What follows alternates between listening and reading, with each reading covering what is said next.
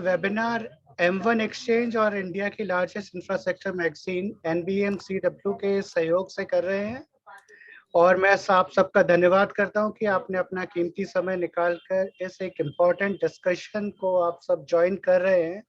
और जिस तरह से हम सब जान रहे हैं कि जो इक्विपमेंट रेंटल इंडस्ट्री है एक प्रॉब्लम फेस कर रही है इस वक्त, जो है जो बैड डेट लॉसेस, जो कि प्राइमरीली उनका रीजन जो आता है डिले इन पेमेंट रिकवरीज या पेमेंट्स आपकी स्टक हो जाती हैं, उसकी वजह से एक प्रॉब्लम आती है। इसीलिए सेरा ने अपने मेंबर्स और रेंटल इंडस्ट्री को इस सॉल्यूशन को ढूंढने में लगे हुए थे, सर्च करने में लगे हुए थे। और जैसा कि कुछ समय से हम देख रहे हैं कि फैक्टरिंग और ट्रेड बिल डिस्काउंटिंग एक इसमें एक क्विक एंड इजी सॉल्यूशन बनकर सामने आ रहे हैं कि जो आपके जो पेंडिंग पेमेंट्स हैं, जो आपका रेंटल बिजनेस है, बैड डेट लॉसेस हैं, ताकि आप उनको एक एक अच्छे सॉल्यूशन के रूप में आ रहे हैं वो। और इस सॉल्यूशन को ही समझने के लिए ये वेबिनार रखा गया है। ये वेबिनार रखा गया और इस वेबिनार का मुख्य जो मकसद है, जो रीजन है, वो यही है कि जो इक्विपमेंट रेंटल कंपनीज है, ये जो इक्विपमेंट रेंटल इंडस्ट्री है, वो फैक्टरिंग और ट्रेड्स बिल डिस्काउंटिंग के बेनिफिट्स कैसे ले पाए। तो ये समझना हमें बहुत जरूरी है। इससे इसको ये डिस्कशन शुरू करने से पहले एक आपको सेरा का एक छोटा सा एक प्रेजेंटेशन की सेरा ने बीच बीच में क्या क्या किया है और क्या क्या रहा है, तो एक प्रेजेंटेशन है, हल्का सा छोटा सा है, हार्डली 1 मिनट लगेगा उसमें। अभय जी प्लीज आप शेयर कर पाएंगे उसको? जी हाँ, जरूर।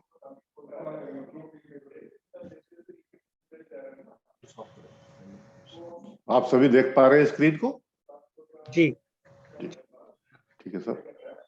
ये सेरा का एक प्रेजेंटेशन है, छोटा सा, कंस्ट्रक्शन इक्विपमेंट रेंटल एसोसिएशन, जो इंडिया की पूरी इक्विपमेंट रेंटल इंडस्ट्री को रिप्रेजेंट करता है, ग्लोबली भी और नेशनली भी। और सेरा कोई बहुत पुरानी ऑर्गेनाइजेशन नहीं है, अभी इसको मात्र 5-6 साल ही हुए हैं, लेकिन सेरा जिस तरीके से काम कर रही है तो उससे ग्लोबली भी रिकॉग्निशन सेरा को मिलनी शुरू हो गई है कि दैट सेरा रेंटल इंडस्ट्री के लिए काम कर रही है। और जो की फोकस एरियाज है सेरा के, वो है कि रेंटल इंडस्ट्री का एक ट्रांसफॉर्मेशन, कि रेंटल इंडस्ट्री एक अनऑर्गेनाइज सेक्टर से ऑर्गेनाइज सेक्टर की तरफ बढ़े और इंडस्ट्री के अंदर स्टैंडर्डाइजेशन आए, हर चीज का स्टैंडर्डाइजेशन, क्या सर्विसेज होना चाहिए, क्या कॉम्पिटेंस होना चाहिए और क्या स्टैंडर्ड फॉर्मेट्स होने चाहिए, चाहे वो हायरिंग इक्विपमेंट हायरिंग एग्रीमेंट्स हैं या कुछ भी चीज है, चाहे स्किल, चाहे ऑपरेटर कैसे सिलेक्शन होना चाहिए, सब चीज का स्टैंडर्डाइजेशन। और जो है बहुत ही इम्पोर्टेंट चीज है वो है कि रेंटल कॉन्सेप्ट जो है उसका प्रमोशन, कि रेंटल कॉन्सेप्ट प्रमोट होगा तो इंडस्ट्री का ग्रोथ होगा। और पॉलिसी एडवोकेसी, ताकि जो policy that which are needed, जो रिक्वायर्ड है इस इंडस्ट्री के लिए, वो गवर्नमेंट तक पहुंचे। ये एक सेरा एक प्रेशर ग्रुप के रूप में गवर्नमेंट के सामने आया, गवर्नमेंट को बताया कि इस इंडस्ट्री को ये चाहिए, क्योंकि ये इंडस्ट्री एक तरीके से बैकबोन है इंफ्रास्ट्रक्चर सेक्टर डेवलपमेंट के लिए। क्योंकि बिना इक्विपमेंट्स के तो इंफ्रास्ट्रक्चर सेक्टर में कंस्ट्रक्शन वगैरह कुछ भी नहीं हो सकती, और रेंटल इंडस्ट्री एक उसमें बहुत ही अहम पार्ट प्ले करती है। जो एक और बहुत इंपॉर्टेंट फोकस एरिया है कि जितने भी स्टेक होल्डर्स हैं इस इंडस्ट्री के, चाहे वो कंस्ट्रक्शन कंपनीज हैं, चाहे वो बैंकर्स हैं, चाहे इक्विपमेंट मैन्युफैक्चरर्स हैं, चाहे हमारे और क्लाइंट्स हैं, और भी इंडस्ट्री जो सपोर्ट करती है, टायर इंडस्ट्री हो गया वगैरह वगैरह और सारी चीजें, ये सारे हमारे स्टेक होल्डर्स हैं इस इंडस्ट्री के। तो इन सब के बीच में एक अच्छा तालमेल और एक अच्छी रिलेशनशिप रहे, ताकि सब लोग म्यूचुअली ग्रो कर पाए। और सेरा जो पिछले 4-5 साल में किया है सेरा ने, कि जो ट्रांसफॉर्मेशन और स्टैंडर्डाइजेशन और डाइवर्सिफिकेशन के लिए जो अवेयरनेस है, वो सेरा निरंतर उसको क्रिएट करने में लगी हुई है, ताकि ज्यादा से ज्यादा अवेयरनेस इंडस्ट्री में हो और लोग इन चीजों का इम्पोर्टेंस और वैल्यू समझें और रेंटल कंपनीज जो है ग्रो करें उसमें। अभी एक रिसेंटली जो आपको अभी बताया था कि सेरा का जो रिकॉग्निशन वर्ल्ड जो हो रहा है, उसमें सेरा को ग्लोबल रेंटल अलायंस में इंडक्ट किया गया है अब अभी पिछले साल ही, और जिसके अभी सिर्फ जिसमें 8 कंट्रीज और मेंबर है। तो ये सेरा के लिए एक बहुत ही इम्पोर्टेंट अचीवमेंट रहा है उसके रिकॉग्निशन के लिए। Next slide please. अभी जो प्रमोशन ऑफ रेंटल कॉन्सेप्ट है उसमें एक बड़ा डिबेट आ रहा है कि दैट बाइंग और रेंटल में किस चीज की तरफ जाना चाहिए, उस पर डेलिब्रेशन चल रहे हैं और सेरा ने उस डेलिब्रेशन इनिशिएट कर दिए है कि रेंटिंग के बेनिफिट्स ज्यादा प्रमोट हो, तो रेंटिंग वर्सेस बाइंग का जो बेनिफिट्स हैं वो पता लगे इंडस्ट्री में, और रेंटल इंडस्ट्री ग्रो करे उस चीज को लेके। और सेरा एक रिसेंटली इस चीज को कि बाइंग और रेंटिंग में क्या बेनिफिशियल है उसके एक रेंटल कैलकुलेटर भी जल्दी ही लॉन्च करने वाली है, जो रेंटिंग और बाइंग के बेनिफिट्स जिससे एकदम क्लियर करके बता सकेगी। सेरा इसी सब चीज़ों के लिए मीटिंग्स, कॉन्फ्रेंसेस, पैनल डिस्कशन सारी स्टेट्स में और ज़्यादा स्टेक होल्डर्स को इन सब बेनिफिट्स के लिए आमंत्रित करते रहते हैं सेरा में, सो दैट कि ये चीज़ें एक्सप्लेन हो और लोगों तक पहुँचे। और एक और चीज़ है कि 2022 में सेरा फर्स्ट इंडियन रेंटल अवार्ड्स है वो ऑर्गेनाइज करने जा रही है, ताकि रेंटल कंपनीज की सर्विसेज और अदर स्टेक होल्डर्स है उनकी सर्विसेज को रिकॉग्निशन मिले कि नेशन बिल्डिंग में जो हम काम कर रहे हैं वो पता लगे लोगों को। आई थिंक ये सेरा का ये ब्रीफ एक इंट्रोडक्शन भी था, ब्रीफ अचीवमेंट्स भी थे। तो आगे चलते हैं वेबिनार में, हम सब आगे बढ़ते हैं इसमें। तो अभी जो हम बात कर रहे थे वेबिनार में, इसमें की जो वेबिनार का टॉपिक है बहुत ही इंटरेस्टिंग और बर्निंग टॉपिक है। बर्निंग टॉपिक की इंडस्ट्री जो है, जो फैक्टरिंग और bill discounting, TReDS bill discounting के जो बेनिफिट्स है वो किस तरह से ले पाए, तो उसी को जानने के लिए वेबिनार है। और हमारे जो एक्सपर्ट पैनल है हमारे साथ हैं, एक्सपर्ट पैनल में हमारे साथ हैं मिस्टर सत्यन सचदेवा।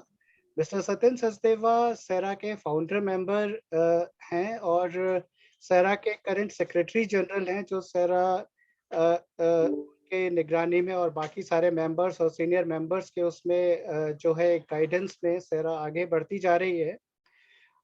दूसरे पैनलिस्ट हमारे मिस्टर ऋषि अग्रवाल हैं, वो अभी थोड़ी देर में ज्वाइन करेंगे। वो सेरा महाराष्ट्र चैप्टर के हेड भी हैं, वो भी थोड़ी देर में और ज्वाइन करेंगे।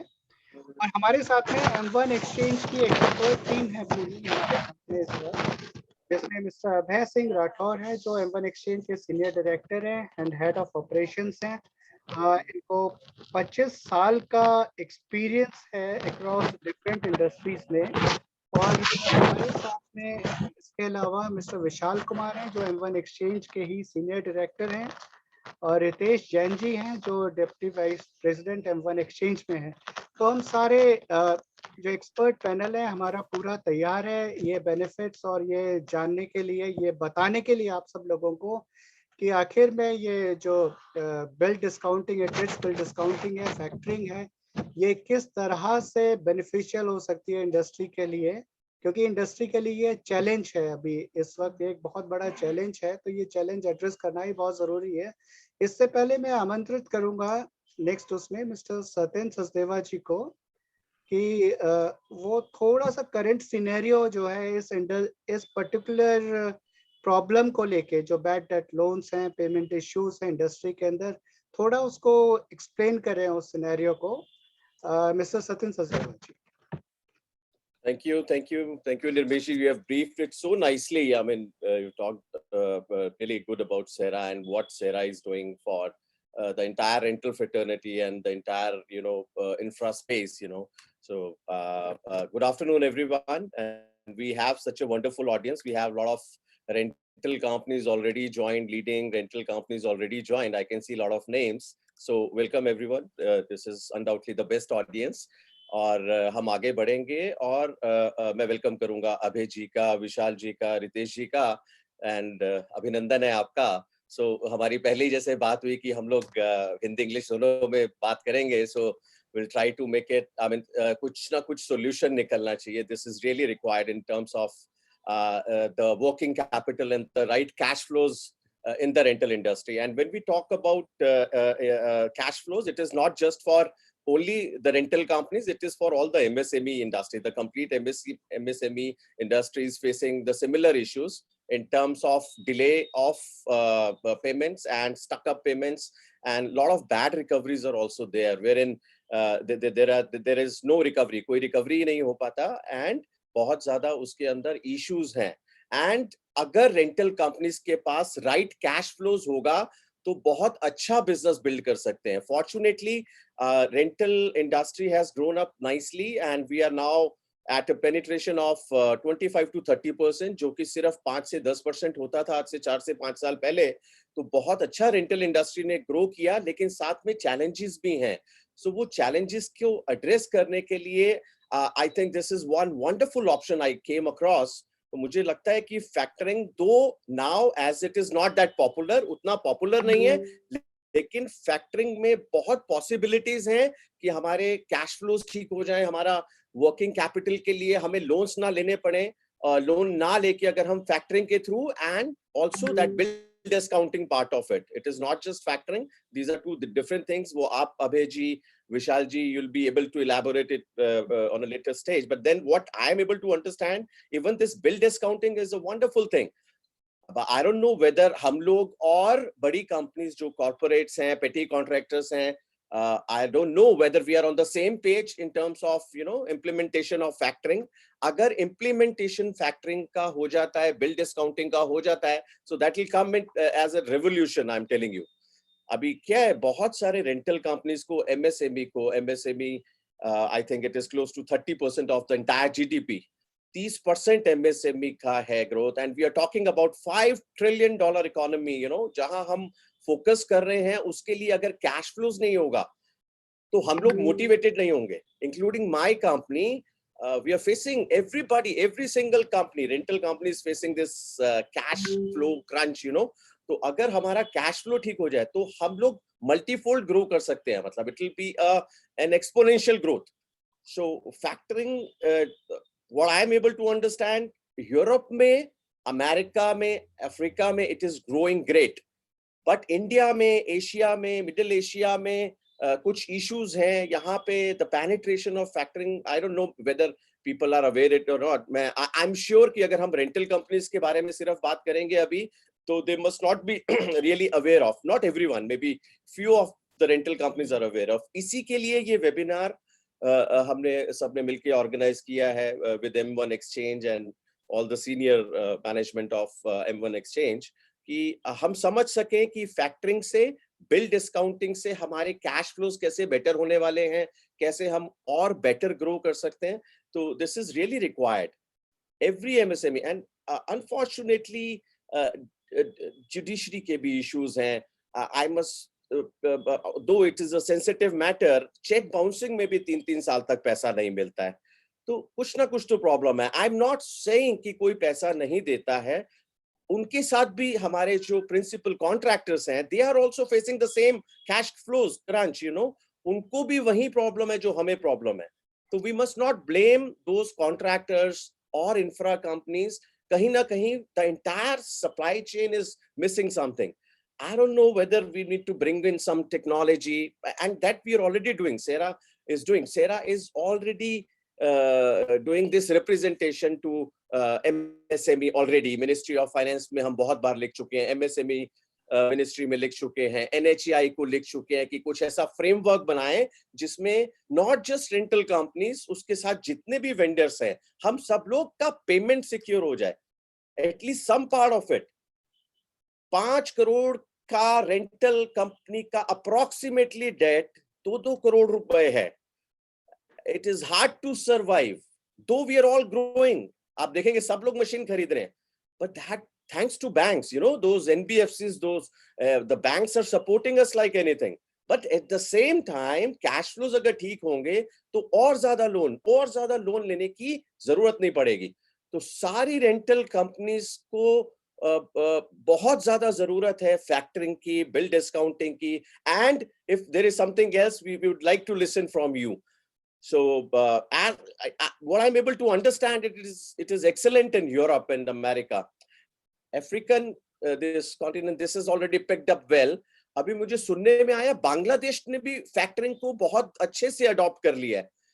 तो अभय जी से, विशाल जी से, रितेश जी से मैं सुनना चाहूंगा कि एकदम, क्योंकि जो लोग सुन रहे हैं अभी हमें, I think we are also live on Facebook, तो we are here for a solution. हम बात तो करेंगे, उसके बाद इस वेबिनार के बाद हम जरूर कुछ ना कुछ representation, as a white paper we'll be giving this representation to the government bodies.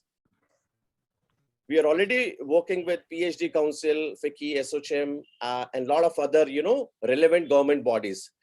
तो आज का मकसद ये है कि हम जरूर कुछ प्रैक्टिकल सॉल्यूशन निकालें, और उसके बाद अगर हमें कैरी ऑन करके आगे और गवर्नमेंट बॉडीज को इस मीटिंग्स में आगे इन्वॉल्व करना है, तो will definitely be doing it. We can definitely be calling MSME director next time, on NHAI people, so that I mean the things, this bad recovery should resolve. It's really, I mean, going bad, and this is the time to take the things forward. Thank you so much, and everyone, and looking forward for some good, resolutions, some sort of, धमाका चाहिए आज. तो rental वाले सब लोग अभी काम के टाइम में सब लोग देख रहे हैं हमें, तो कुछ ना कुछ सॉल्यूशन अबे जी हमें चाहिए होगा आज. ये हमारी जिद है आपसे. So we are looking forward for a nice solution. Over to you, Nirmesh ji. Thank you so much. अभी ऋषि अग्रवाल जी भी जुड़ चुके हैं हमारे साथ में. ऋषि अग्रवाल जी का इंट्रोडक्शन ये है. ऋषि अग्रवाल जी सेरा के महाराष्ट्र चैप्टर के हेड हैं और बहुत ही सीनियर मेंबर भी हैं सेरा के. तो ऋषि जी, अभी हम जो जिक्र कर रहे थे, हम बात कर रहे थे थोड़ा कि रेंटल इंडस्ट्री में जो सत्यन जी ने भी अभी एक्सप्लेन किया है कि जो पेन है, जो डिफिकल्टी आ रही है बैड डेट लोन्स की रिकवरी, पेमेंट रिकवरी इश्यूज की, जिसकी वजह से ये रीजन है कि वेबिनार रखा गया है. थोड़ा करंट सिनेरियो इस चीज के ऊपर थोड़ा सा आप हाईलाइट करें इस चीज को.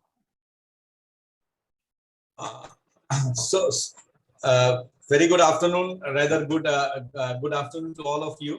We are proceeding toward the evening phase. Life is such that we need to very streamline our payment recovery process, because payment recovery हमारे इंडस्ट्री में बहुत बड़ा पेन है. रेंटल इंडस्ट्री एक बहुत ही अच्छी इंडस्ट्री है, and basically we are involved in the nation building. Each rental company is involved, their entire work is for the nation building, and some of the very strategic equipment. आज जो rental industry का जो penetration है US में या other developed European country में, सतीन जी is very advocating always कि rental company का penetration इन सब कंट्रियों में बहुत high होता है. तो I think it is almost 60 to 70%. India में भी last 2 decades the penetration level has increased. It has come to certain level, which Satin ji will confirm. Satin ji, what is the penetration level which has come for rental in this country now? See, Rishi ji, it depends on the category also. With some categories, fortunately now it is more than 50%. In terms of piling rig, in terms of high tonnage cranes, those big equipments, those most expensive equipments, as the rental industry is high capital intensive business, more than 50% penetration ho gaya, and overall in general it is close to 30% now, and it is growing. Year on year it is growing. I mean, that's the best part, that this penetration has really picked up well in past 3-4 years. So you can understand government infra budget is almost 100. Abhi jo apne, we are fortunate enough to have such a dynamic Prime Minister, Mr. PM Modi. He has thought out of the league, something like Gati Shakti. Yes. River linkage, जो इन्होंने river linkage का डाला है. तो हमारी infra में almost 111 lakh crore is going to get spent. I anticipate हमारी industry की next 3 years में हमारे जितने भी infra rental player हैं, इनकी fleet size almost double हो जाएगी. मतलब ये इस type की कोई इंडस्ट्री में इतना ग्रोथ नहीं है जितना इंफ्रा में है। एंड गवर्नमेंट का भी ये जो बजट था, it was not populist budget, it was predominantly very focused on infra, and we are very thankful for our honorable prime minister to do this.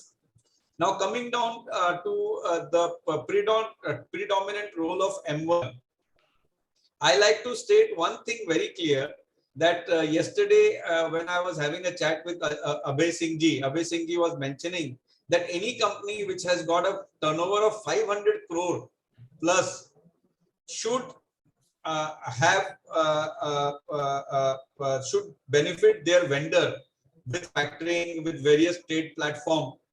So that is a very big thing, because most of the company that we are working, suppose if we are working for smaller, then we take our own risk on ourselves, we take their either PDC or advances.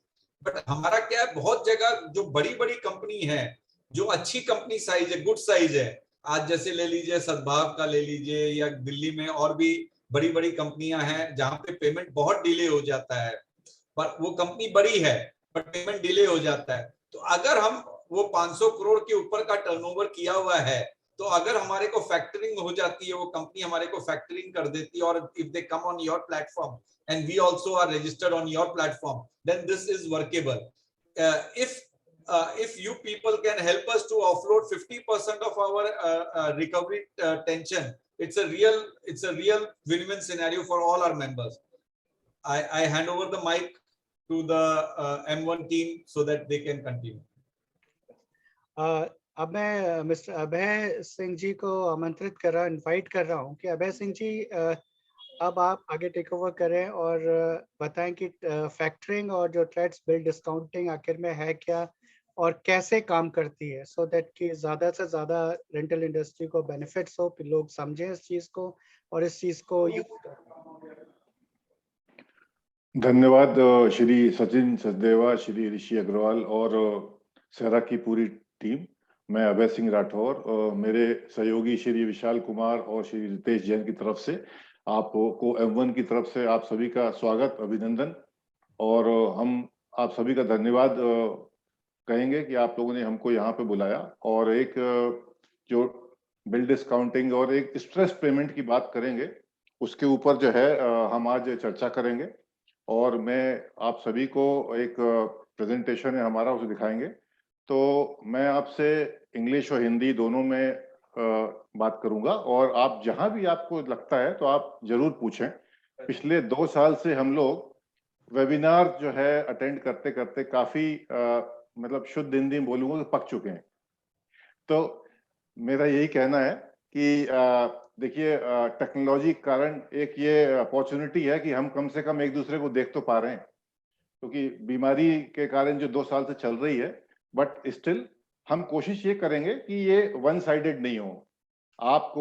हम आपसे चर्चा करेंगे, आप हमसे पूछिए, आपके जो भी सवाल हैं, आपके जो भी क्वेरीज हैं, हम उसको रिजॉल्व करेंगे, हम आपको बताएंगे और इस चर्चा को आगे लेके जाएंगे। और ये सिर्फ हमारा जो आपके साथ एसोसिएशन है, सिर्फ इसी वेबिनार तक सीमित नहीं है, हम इसको आगे बढ़ाएंगे, आप लोगों से समझेंगे, सेरा के सचिन जी से, ऋषि जी से मुलाकात होगी, आपके क्या पेन पॉइंट्स हैं, कौन कौन आपके बड़े बायर्स हैं जहां से, तो हम इसके ऊपर एक आगे तक इसको ले जाएंगे, जिससे कि सिर्फ ये सीमित जो है वेबिनार तक न रह जाए और आगे भी आप लोगों को बेनिफिट हो। तो मुझे इजाजत दीजिए, मैं एक प्रेजेंटेशन जो है आप लोगों को दिखाने चाहूंगा। और करीब करीब मैं हर मेजर स्लाइड के बाद हम पॉज लेंगे, जिससे कि क्वेश्चन आंसर आप रिजॉल्व आप जो है आप तब के तब पूछ सकते हैं, कि हम नहीं चाहते कि पूरे प्रेजेंटेशन के बाद आखिरी में पूछें। बहुत सारे लोग के जो सवालात हैं, क्वेरीज हैं, वो निकल छूट जाती हैं। मैं शुरू करता हूं।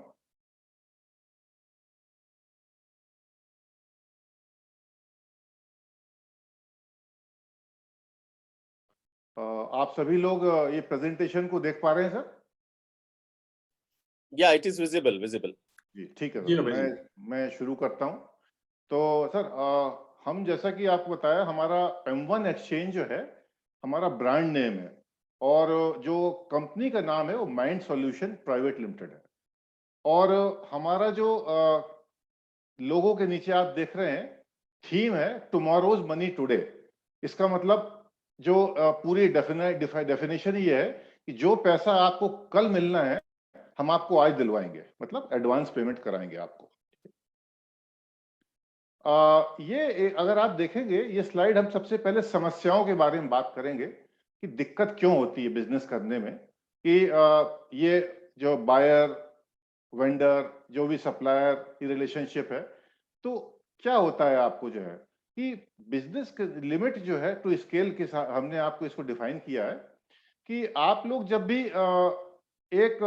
किसको एक फंड्स की जरूरत होती है। देखिए हम शुरू करते हैं कि एक लोन लेने के लिए, चाहे इंडिविजुअल हो चाहे एक कंपनी हो, लोन लेने के लिए क्यों जाता है, लोन लेने के लिए हम क्यों, हमारी क्या रिक्वायरमेंट होती है, हमारी नीड बेसिस क्या है।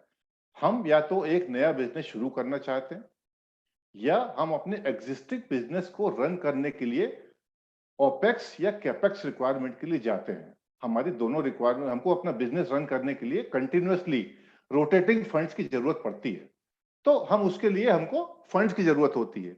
और जब भी आप लोन लेने के लिए जाते हैं तो कन्वेंशनली आप देखते हैं कि बैंक आपसे कोलेटरल या सिक्योरिटी मांगेगा या आपकी पुरानी क्रेडिट हिस्ट्री सिविल के हिसाब से देखेगा। अब ये एक चीज ये बड़ी ज्वलंत समस्या है कि अगर मेरी फाइनेंशियल कंडीशन बहुत अच्छी होती तो मैं फिर लोन लेने जाता ही क्यों। मैं स्ट्रेस पेमेंट से जूझ रहा हूं, से मैं सफरर हूं, इसीलिए मुझे फंड्स चाहिए। तो जैसा बताया, funding based on past performance. अब मैं पुरानी, अगर मैं कुछ मेरी ईएमआई भी हो सकता है डिफॉल्ट हो गई हो, लेट हो गई हो, तो ये मेरे उससे कारण मुझे डिनाई कर दिया जाएगा। फिर आप देखिए क्या है कि बैंक्स को जो है अपनी ब्रांचेस को सारे टायर 3 टायर 4 सिटीज में इसको नेटवर्क को ले जाना पड़ेगा। इसको कि लिमिट्स जो है वो भी आपकी बैंक्स की जो लिमिट है वो लिमिटेड होती है। उसको बिजनेस करने की आपके जो कॉस्ट है बहुत हाई है। और आप एक चीज देखिए आप कि हम सभी लोगों ने जो पुराना एक्सपीरियंस है, एक हर कंपनी में हमने एक कलेक्शन डिपार्टमेंट क्रिएट करके रखा हुआ है। अब आप सोचिए, आपने बिजनेस किया, आपके रिसीवेबल्स हैं, उसको हमको कलेक्ट करने के लिए हमने एक टीम बनाई हुई है। एक ये एडिशनल एक्सपेंडिचर है, ये अनप्रोडक्टिव है। कलेक्शन टीम मुझे क्यों चाहिए? अगर मैंने काम किया, मुझे पैसा टाइम से मिलना तो चाहिए। हम एक रिकवरी टीम या कलेक्शन टीम हम बना के रखते हैं जो पूरे इसको मेरे अलग अलग बायर से जो कोऑर्डिनेट करती है इस पुराने पैसे को निकलवाने के लिए, जो बिल्कुल भी एक अनप्रोडक्टिव एक्सपेंडिचर। आगे चलते हैं सर। ये जो एक आप लोग ध्यान से देखें सभी सर, और इसके आप चाहे तो स्क्रीनशॉट भी ले सकते हैं, वैसे प्रेजेंटेशन हम शेयर करेंगे। इसमें हमने आपके ट्रेडिशनल बिल डिस्काउंटिंग जो सदियों से चली आ रही, कोई नई चीज नहीं है, हुंडी सिस्टम है, कुछ है, या वर्किंग कैपिटल लोन आप सभी लोग जानते हैं, सब लोग लेते हैं, और ट्रेड्स को कंपेयर किया है डिफरेंट पैरामीटर्स के ऊपर। तो पहला जो पैरामीटर है वो है कोलेटरल, मतलब सिक्योरिटी। तो आपको बिल डिस्काउंटिंग में दोनों चीजें हो सकता है, आपको सिक्योरिटी लगे भी और ना भी लिखे। वर्किंग कैपिटल लोन में आपको कोलेटरल फ्री नहीं है, आपको लगता है, लेकिन ट्रेड्स जो है वो कोलेटरल फ्री है, इसमें कोई आपको सिक्योरिटी कोई कुछ नहीं लगता। नॉन रिकोर्स मींस कि अगर जो है आप रीपेमेंट नहीं हुआ तो कोई रिपरकशंस, कोई आपके ऊपर कुछ इफेक्ट आएगा, तो सिर्फ एक ट्रेड्स ही है जो नॉन रिकोर्स है। अदरवाइज आपका वर्किंग कैपिटल और बिल डिस्काउंटिंग दोनों में आपको रिकोर्स होता है उसका। आगे चलते हैं हम, एक पेपरलेस। एक लोन लेने की प्रक्रिया एक अपने आप में पूरा एक प्रोजेक्ट है। आपको इतना डॉक्यूमेंटेशन होगा, आप कितने बार चक्कर लगाएंगे, और बैंक ब्रांच में फॉलो अप होगा, हो सकता है लास्ट में डिनाई भी हो जाए, मना भी कर दें कि आपको ना मिले। लेकिन आपकी जो ट्रेड्स में पूरी प्रोसेस इलेक्ट्रॉनिक है, डिजिटल है, ऑनलाइन है, और बिल्कुल बहुत ही आसान है उसके।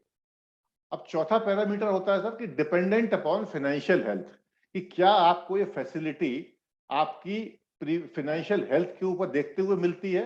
बिल डिस्काउंटिंग में यस, वर्किंग कैपिटल में भी आपकी फाइनेंशियल हेल्थ देखी जाती है, लेकिन ट्रेड्स में जो है, जो एमएसएमई के लिए है, आपकी फाइनेंशियल कंडीशन से कोई लेना देना नहीं है।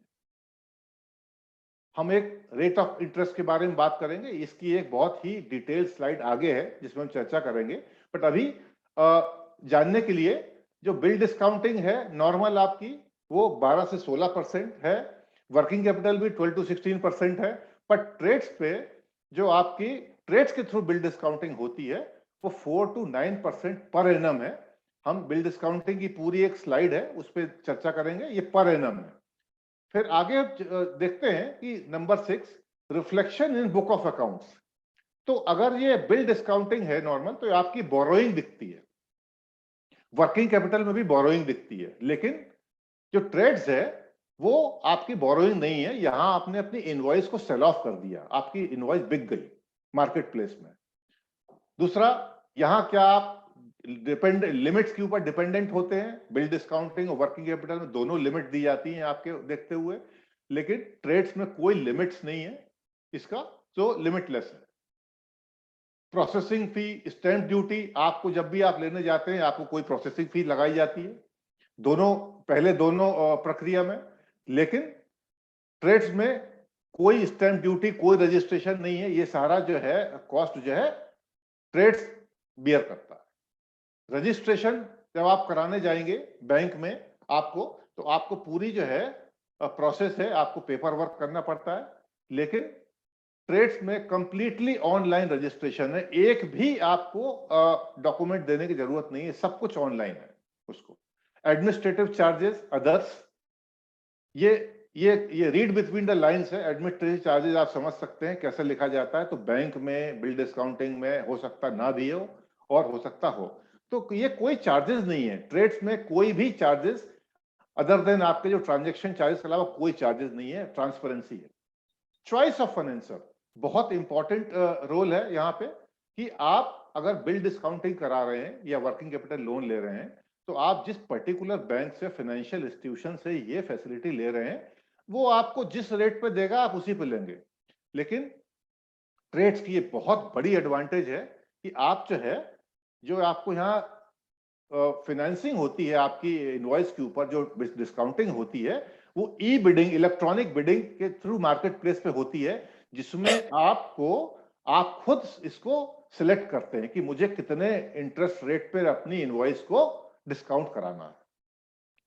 तो ये एक तीनों जो है आपकी फैसिलिटीज हैं उसके लिए हम करेंगे।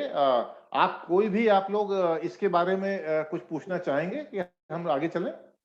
मैं अबे जी बिल्कुल, मैं एक दो चीजें इसमें मुझे लगता है कि हमारे रेंटल कंपनीज वाले पूछने की जरूरत है। एक तो आपने मेंशन किया that this is collateral free. I mean the invoice itself is a collateral, क्योंकि आप इनवॉइस अपनी बेच रहे हैं और उसके बदले में ये 4 से 9% का जो समझ लीजिए कि जो पे आउट कमीशन हो गया या उसका जो भी हो गया, because this is what trades is doing, and the collateral is that invoice only, or you're looking to some other security collateral, या आप कुछ और सिक्योरिटी भी देख रहे हैं इसके? नहीं सर, हम अदर सिक्योरिटीज की बात कर रहे हैं। इनवॉइस तो आपने अपनी सर्विस दी या प्रोडक्ट दिया, उसके लिए आप अपनी पेमेंट कलेक्ट कर रहे हैं। तो आप ये कह रहे हैं कि आप कोई कोलेटरल भी लेंगे इसमें साथ? नहीं होता सर कोई, because it is mentioned as yes.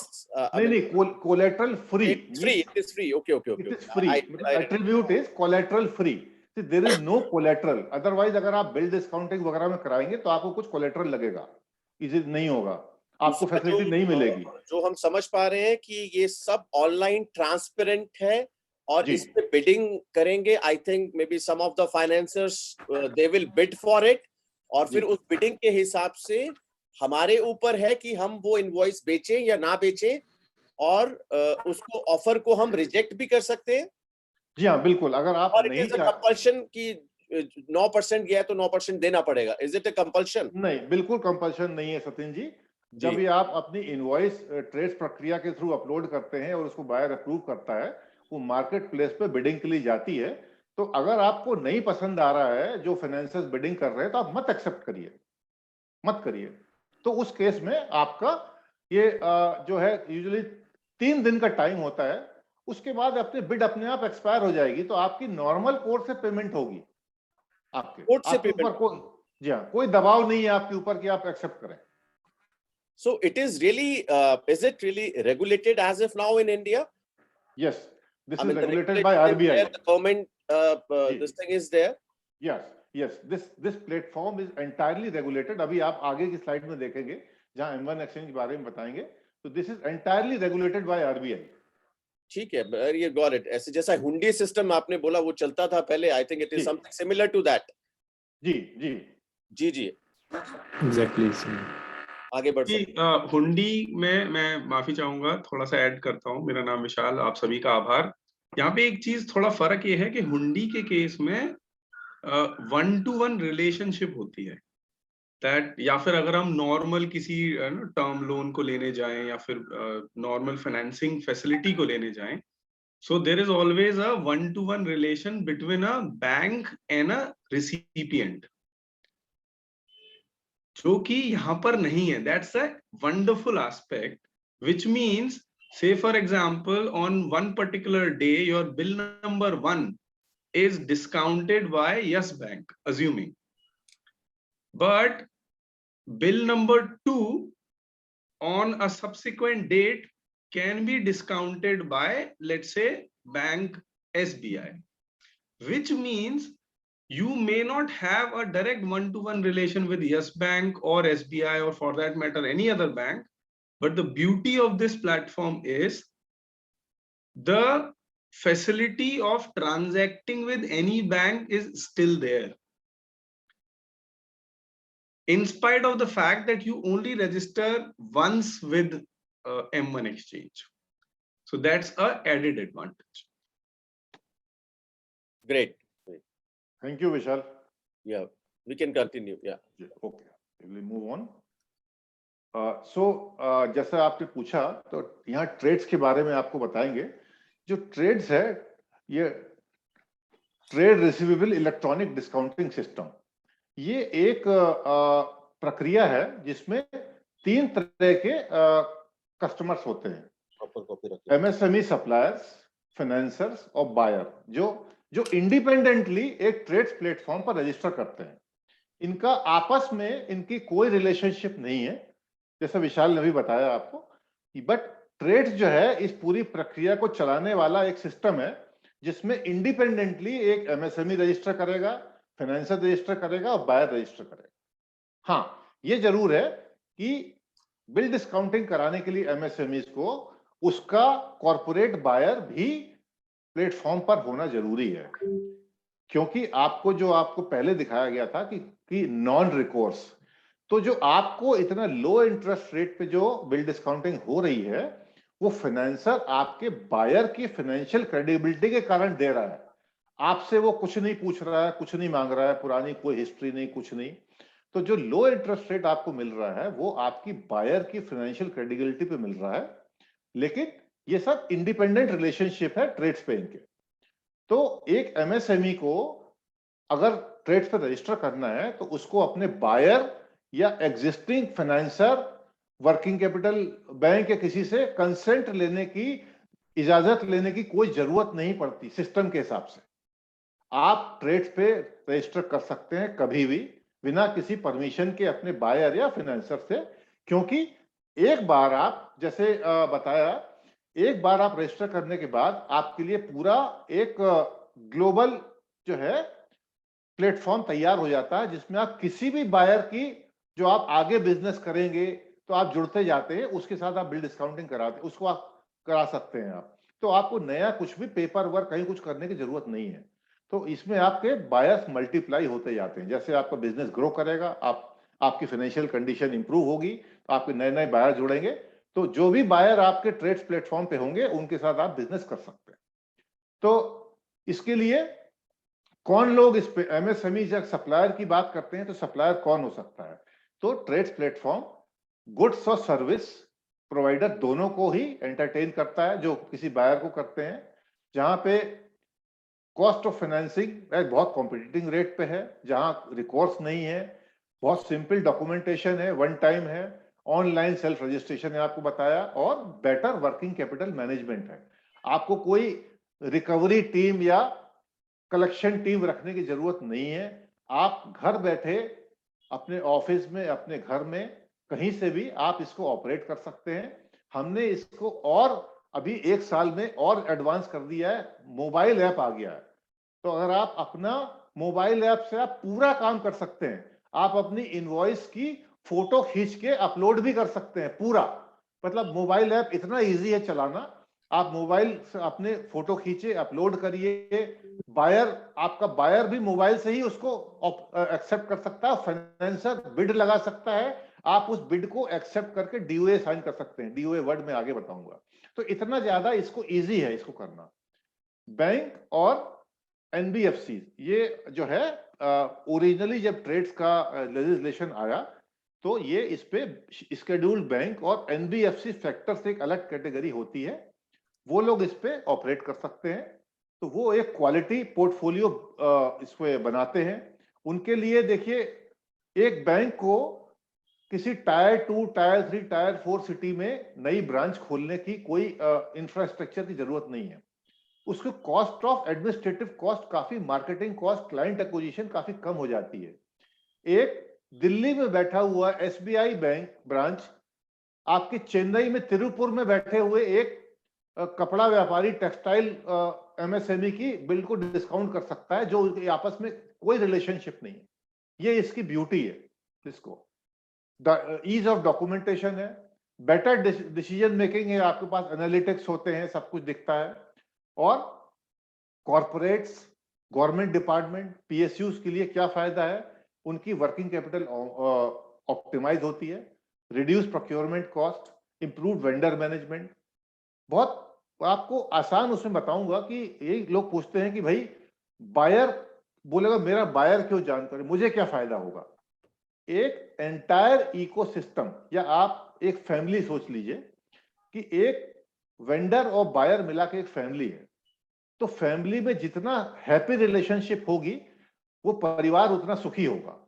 Otherwise क्या होगा कि स्ट्रेस पेमेंट से, अगर आपके पुराना वेंडर ने आपके साथ काम करने के लिए मना कर दिया, बायर को हमेशा एक नया वेंडर जो है क्रिएट करना पड़ता है, खड़ा करना पड़ता है, पूरा वेंडर ट्रेनिंग, पूरी वेंडर एक्विजिशन। तो क्यों ना वो जो है, या उसके वेंडर रिलेशनशिप इतनी अच्छी हो कि वो, उसको पता है उस वेंडर को कि मुझे एक्स पार्टी के साथ में टाइमली पेमेंट मिलेगा, तो मैं उसके साथ ही काम करूंगा। तो ये एक बहुत अच्छी जो है रिलेशनशिप बिल्डअप होती है, जिसमें बायर को भी फायदा होता है। क्योंकि अगर उसका वेंडर उसको टाइमली सप्लाई गुड्स या सर्विस प्रोवाइड करेगा, तो उसका जो आगे ऑर्डर है वो भी टाइमली एग्जीक्यूट होगा। तो एक पूरा इकोसिस्टम है, एक चेन है जो एक अच्छे से चलती है। जैसा आपको दाएं तरफ राइट में दिखाया गया है कि गवर्नमेंट का गजेट नोटिफिकेशन है, जहां पे सभी कंपनियां जिनका टर्नओवर 500 करोड़ प्लस है, जिसमें सेंट्रल पब्लिक सेक्टर एंटरप्राइजेस भी आती हैं, उनको सभी को ट्रेड्स पर रजिस्टर करने के लिए बोला गया है, जिससे कि वो अपने एमएसएमईज को इसके इस डिस्काउंटिंग को फायदा दें। और रजिस्ट्रार ऑफ कंपनीज बीच में नोटिफिकेशन भी जारी करती है कि डिफरेंट कंपनीज को, कंपनी सेक्रेटरीज को, कि आपने अभी तक ज्वाइन किया कि नहीं किया। हाँ, इसमें आपका सर अगला सवाल इसके बाद ये होगा कि अभी भी कुछ कंपनियों ने रजिस्टर क्यों नहीं किया है। Exactly. I was about to ask, Abhay ji. I was about to ask. तो मैंने इसीलिए गेस कर लिया। तो ऐसा है कि एक ये नई प्रणाली, नई जो है फैसिलिटी स्टार्ट हुई है, तो गवर्नमेंट भी एकदम से पेनलाइज करने के मोड में नहीं है। जैसे अब 2-3 साल हो गए, तो धीरे धीरे जो है उन्होंने इस पे एग्रेसिवली या वो फॉलो अप करना शुरू किया। हम लोग को आरबीआई की तरफ से मंथली हमको फीडबैक देना पड़ता है, कितने लोग रजिस्टर किए, कितने कंपनीज हैं, उसमें पब्लिक सेक्टर कितने हैं, कितनी डिस्काउंटिंग करी, स्टेट वाइज क्या पोजीशन है। तो ये गवर्नमेंट पूरा मॉनिटर कर रही है।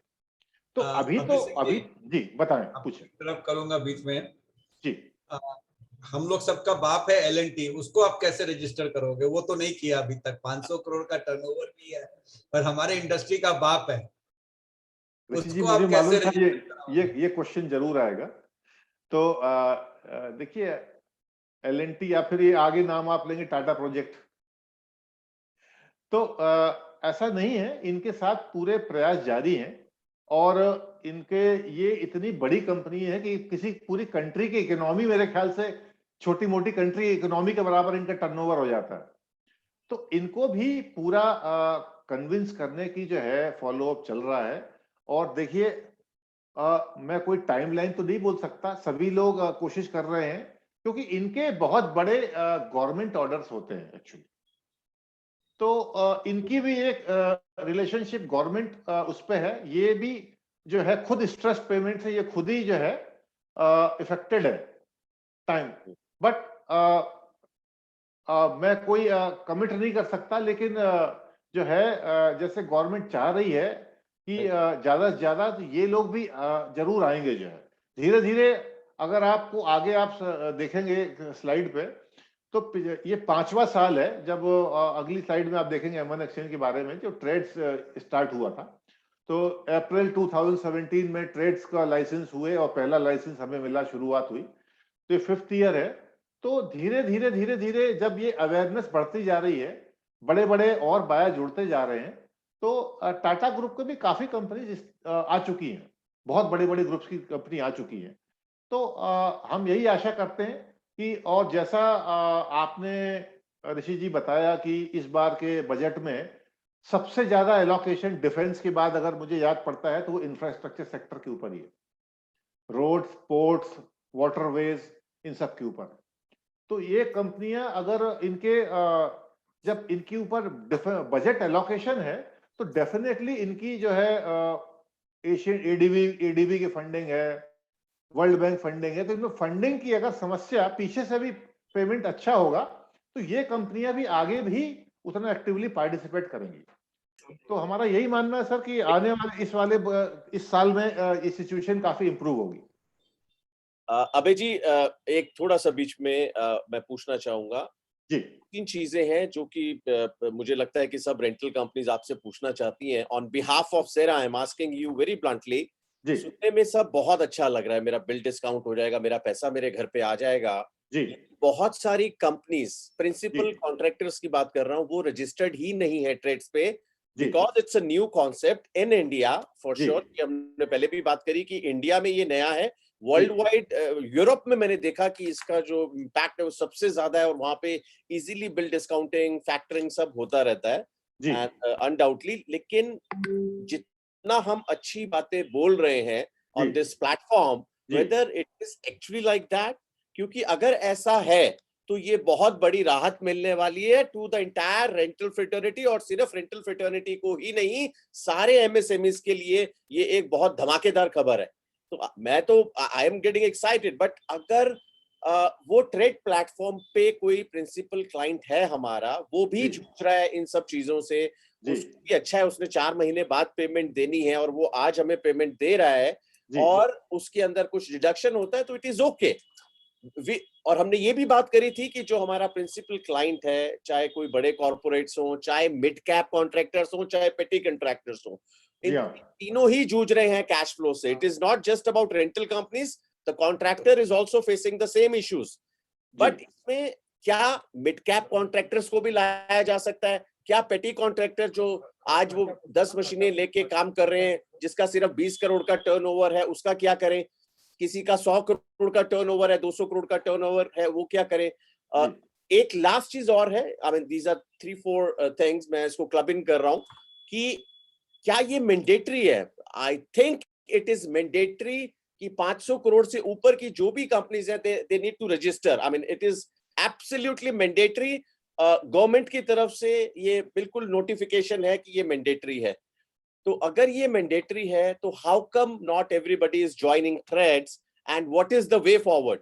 हम आगे कैसे बढ़े अगर सब लोग ट्रेड्स पे नहीं है? और क्या हमारा भी as a rental company register करना ट्रेड्स में जरूरी है, या अभी कराएं कि बाद में जब हमारा कोई डिस्प्यूट हो तब हम रजिस्टर कराएं ट्रेड्स में? सो सॉरी, मैं 5-6 चीजें आप बार में बोल गया, but this is bugging my mind कि हम इन सब चीजों को कैसे रिजॉल्व करें। जरूर। तो सचिन जी, मैं बिल्कुल भी कोई शुगर कोटेड चीज एज ए मार्केटिंग आपको नहीं बताऊंगा। मैं आपको बिल्कुल सभी के लिए बिल्कुल ये ट्रांसपेरेंट है, फैक्ट है।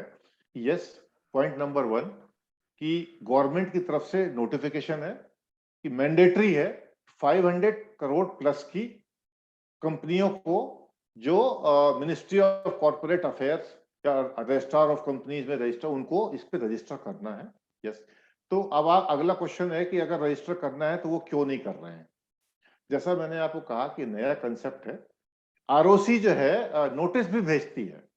तो बहुत बार हमारे पास मार्च अप्रैल में, फरवरी मार्च में, अच्छा आपको एक और चीज बताएं कि रजिस्टर कराने में चाहे आप जो अगर आपकी क्रेडिट रेटिंग कुछ भी हो, मींस नॉन परफॉर्मिंग एसेट्स भी हो, एनपीए कंपनी को भी रजिस्टर कराना है, तो कुछ लोगों को नेम सेक भी रजिस्टर कराने के लिए आए हैं। कमिंग बैक, अभी गवर्नमेंट ने पेनलाइज करना शुरू नहीं किया है। अभी मैंडेट तो कर दिया है, बट अभी पेनलाइज नहीं कर रही है कि आपने क्यों नहीं कराया उसको। सो एज आई सेड कि अभी शुरुआत हुई है, 2-3 साल हुए हैं, तो गवर्नमेंट शायद उस चीज को, न्यूज को टाइट करेगी और कि नहीं कराया तो कुछ पेनल्टी वगैरह लगाएं। क्योंकि अगला आपको बताऊं कि पब्लिक सेक्टर इस चीज में ज्यादा जो है, क्योंकि गवर्नमेंट का डायरेक्ट कंट्रोल है, डिपार्टमेंट ऑफ पब्लिक एंटरप्राइजेस जो सारे सीपीएसई को कंट्रोल करती है, उन्होंने ये भी मैंडेट दिया कि सिर्फ रजिस्टर नहीं कराइए, अपने ये भी स्टेटस बताइए कि आपने कितने एमएसएमई को रजिस्टर किया और कितने लोगों की बिल डिस्काउंटिंग भी कराइए। वहां पे अगला क्वेश्चन ये भी आया कि लोग बिल डिस्काउंट बिल तो अपलोड कर देते हैं, लेकिन उसको पड़ा रहता है परचेज और प्रोक्योरमेंट ऑफ फाइनेंस में। तो एक इनडायरेक्टली ये भी कहा गया कि अगर 15 दिन में आपने बिल को कुछ नहीं किया तो it is deemed as accepted. तो ये सारी चीजें हैं। तो मैं आपको ये भी बताऊंगा, आप सीधे सीधे आप सोचिए कि हमने पहले साल में जो शुरुआत में 280 करोड़ का ये फिगर है, 280 करोड़ का बिल डिस्काउंटिंग करी, और बिटवीन 2021 टू 2022 करंट उसमें 2x की 200% हम लोग आज जो है हर महीने बहुत अच्छी कंडीशन में जब लोग शुरुआत करी थी तो 25 से 30 करोड़ की डिस्काउंटिंग होती थी, आज 1400-1500 करोड़ पर मंथ पे पहुंच गए। तो सर ये अपने आप में एविडेंट है, कंपनियां, number of companies registered in a year जो बढ़ती जा रही हैं। तो अभी आपको मैंने एक इंफ्रा सेक्टर के लिए एक एक्सक्लूसिव स्लाइड है, उस पर आप देखेंगे तो बहुत सारी नई कंपनीज जो है रजिस्टर हो गई हैं, और एक कंपनी को रजिस्टर होके उसको लाइव करने में कम से कम 4 से 6 महीने का समय लग जाता है कि कंपनी रजिस्टर होती है, उनके आपके यूज एक्टिवेट होते हैं। सबसे बड़ी बात, उन बैंक्स उनके ऊपर लिमिट देते हैं। देखिए बैंक जो है आपको ये जो फैसिलिटी दे रहा है, आपके बायर के ऊपर क्रेडेंशियल्स पे दे रहा है, तो वो भी एज ए बिजनेसमैन है, उसकी देखिए आपको वो अननोन पार्टी के ऊपर एक पैसा लगा रहा है, तो वो सारी चीज देख के लिमिट जो है शुरुआत में देख के लिमिट देगा।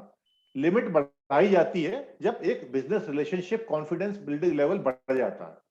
तो ये चीज डेफिनेटली जो है इंप्रूव होगी, आपके एब्जॉर्प्शन बढ़ता जा रहा है। तो और एक क्वेश्चन आपने पूछा कि क्या रेंटल कंपनीज को अभी रजिस्टर करा लेना चाहिए या किसी डिस्ट्रीब्यूट। मेरा आप सभी से एज ए इंडिपेंडेंट मैं बताऊं कि आपकी नॉट एज ए M1 की तरफ से बोलूंगा कि एज ए मार्केटिंग स्पेशलिस्ट, कि आपको बोल रहा हूं मैं कि मैं कोई चीज सेल नहीं कर रहा हूं।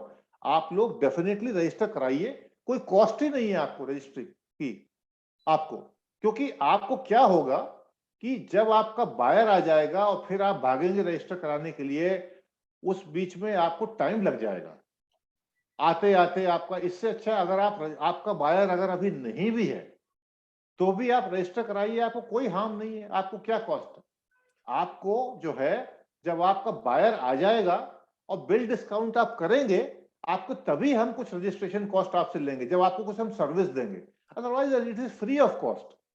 आपको ये ऑनलाइन रजिस्ट्रेशन है, कोई इशू नहीं है। तो सभी लोग जो है आप रजिस्टर कराएं, और आपके कोई ना कोई बार आपके आते जा रहे हैं, आप इसका फैसिलिटी का लाभ ले सकते हैं। तो सचिन जी, क्या मैं आपके जो सवालों का कुछ जवाब दे पाया, कुछ आपको लगा इसमें? अभी जी, इसमें suppose as a rental company हम लोग रजिस्टर करते हैं तो व्हाट, ठीक है, maybe you requiring some documents, but how much time it will take to register one rental company?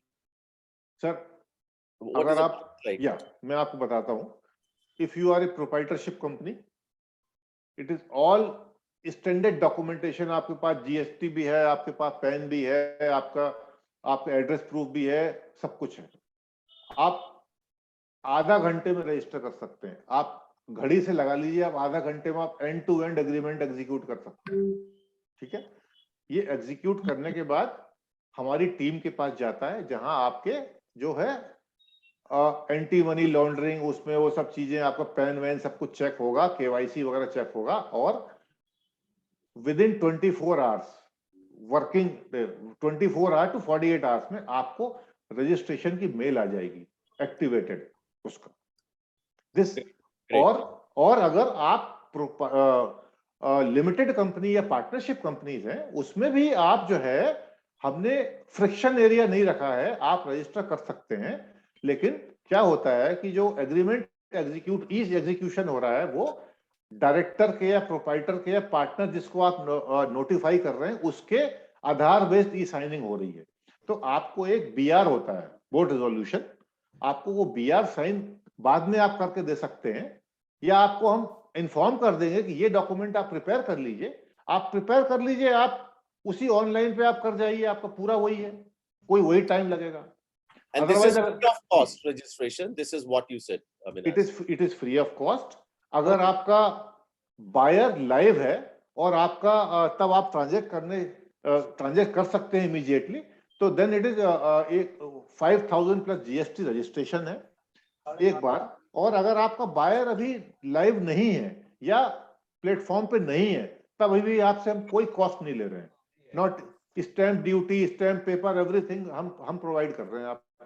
जब आपका बायर आएगा, आप रजिस्टर कर, आपको एक्टिवेट आप होंगे, आपकी बिल डिस्काउंटिंग होगी, तब हम आपके फर्स्ट ट्रांजैक्शन से रजिस्ट्रेशन चार्जेस तब डेबिट करेंगे। अदरवाइज तब तक आपको कोई चार्जेस नहीं लगेगा। Great. We would like to see that slide जिसमें आप बोल रहे थे कि इंफ्रास्ट्रक्चर स्पेसिफिक, क्योंकि हमारा जो इंटरेस्ट है वो इंफ्रास्ट्रक्चर सेक्टर में है। कौन कौन कंपनी रजिस्टर्ड है, किनके साथ हम इमीडिएटली बिल डिस्काउंटिंग शुरू कर सकते हैं, फैक्टरिंग शुरू कर सकते हैं। So we are more interested in looking at that slide. I will move into, मैं एक चीज और बताना चाहूंगा। आपने पूछा कि गवर्नमेंट ने 500 करोड़ प्लस कंपनी को मैंडेट किया है जी। इसका मतलब ये नहीं है कि 350 करोड़ की कंपनी ट्रेड्स पे एज ए बायर रजिस्टर नहीं हो सकती, बिल्कुल हो सकती है। इवन एक एमएसएमई भी एज ए बायर रजिस्टर हो सकता है, क्योंकि कोई बहुत बड़ा 250 करोड़ की वर्थ की कंपनी, काफी बड़ी कंपनी होती है, वो उस केस में एज ए बायर भी रजिस्टर हो सकता है और एज ए एमएसएमई भी हो सकता है, जो अपने लार्ज कॉर्पोरेट से अपना बिल डिस्काउंट करा सकता है, प्रोवाइडेड उसकी क्रेडिट रेटिंग अगर अच्छी है। तो एक 250 करोड़ 240 करोड़ की कंपनी भी एज ए बायर रजिस्टर करा सकती है और अपने एमएसएमईज के लिए बिल डिस्काउंट करा सकती है, बट उसकी फाइनेंशियल कंडीशन अच्छी होना चाहिए। तो वो दोनों तरीके से फायदे ले सकता है। तो मेरा बताने का मतलब ये था कि 500 प्लस करोड़ का तो एक नोटिफिकेशन है, लेकिन अगर 400 करोड़ की भी कोई अच्छी कंपनी है जिसकी फाइनेंशियल वर्थ अच्छी है, क्रेडिट रेटिंग अच्छी है, वो भी अपने वेंडर्स के लिए, एमएसएमईज के लिए बिल डिस्काउंट करा सकती है। अभय सिंह जी बताएं सर। हमारे मेंबर्स की तरफ से एक क्वेरी आया जी। वो ये बोल रहे हैं कि अगर हम आपके मतलब रजिस्ट्रेशन तो कर देते हैं जी, तो will you be in a position to share who are the people who already infra company कौन कौन आपके यहाँ रजिस्टर्ड है, वो नाम आप शेयर कर सकते हैं क्या हमारे को? क्योंकि that will help us, because हम फिर उनको ज्यादा फेवर करेंगे। हम सेरा के साथ पूरे शेयर कर देंगे ट्रांसपेरेंटली, आपके साथ हम पूरे नाम शेयर कर देंगे। Great. Sachin ji, you got what I'm trying to say? Yeah, because we need that. मैंने बोला हमारा इंटरेस्ट ही उसी में है। So we are looking forward to that slide wherein we'll see those companies and the clients, you know. So we will move quickly, sir. I will take half a minute. This is about M1 exchange. हम लोग first जो है trade receivable exchange licence by RBI है, जो अप्रैल 2017 में establish हुआ। हमारे पास 10,000 से ज्यादा एमएसएमईज हैं, 42 बैंक्स हैं जो एज ए फाइनेंसर्स हैं। हम लोग करीब ऑलमोस्ट 22,000 करोड़ की फंडिंग अभी तक कर चुके हैं। 900 plus corporates we are registered with us. That's it, and I will move to the next slide. This is a little bit a distribution of our, so we are pan India based। हम tyre 3 tier 4 cities में करीब 610 cities को हम cater कर रहे हैं जो हमारे वेंडर्स हैं। 66% of the MSMEs are from tier 2 tier 3 tier 4 cities. ऐसा नहीं है कि मेट्रो के ही हैं, आपके एक डिस्ट्रिक्ट प्लेस रिमोट एरिया में कहीं से भी लोग हमारे मेंबर्स हैं।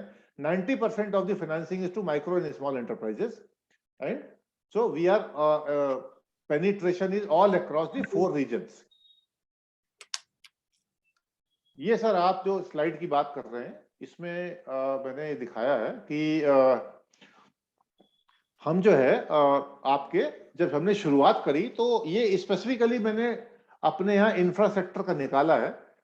तो ईयर 17-18 में 43 करोड़ का जो है कंट्रीब्यूशन इंफ्रास्ट्रक्चर से था, जो 18-19 में 250 करोड़ हो गया, 19-20 में 908 करोड़ हो गया, 2021 में 1300 करोड़ हो गया, अभी 2000 करोड़ प्लस हो चुका है। और ये ईयर हम सिर्फ इंफ्रास्ट्रक्चर के लिए 2500 करोड़ प्लस पे करीब हम क्लोज करेंगे।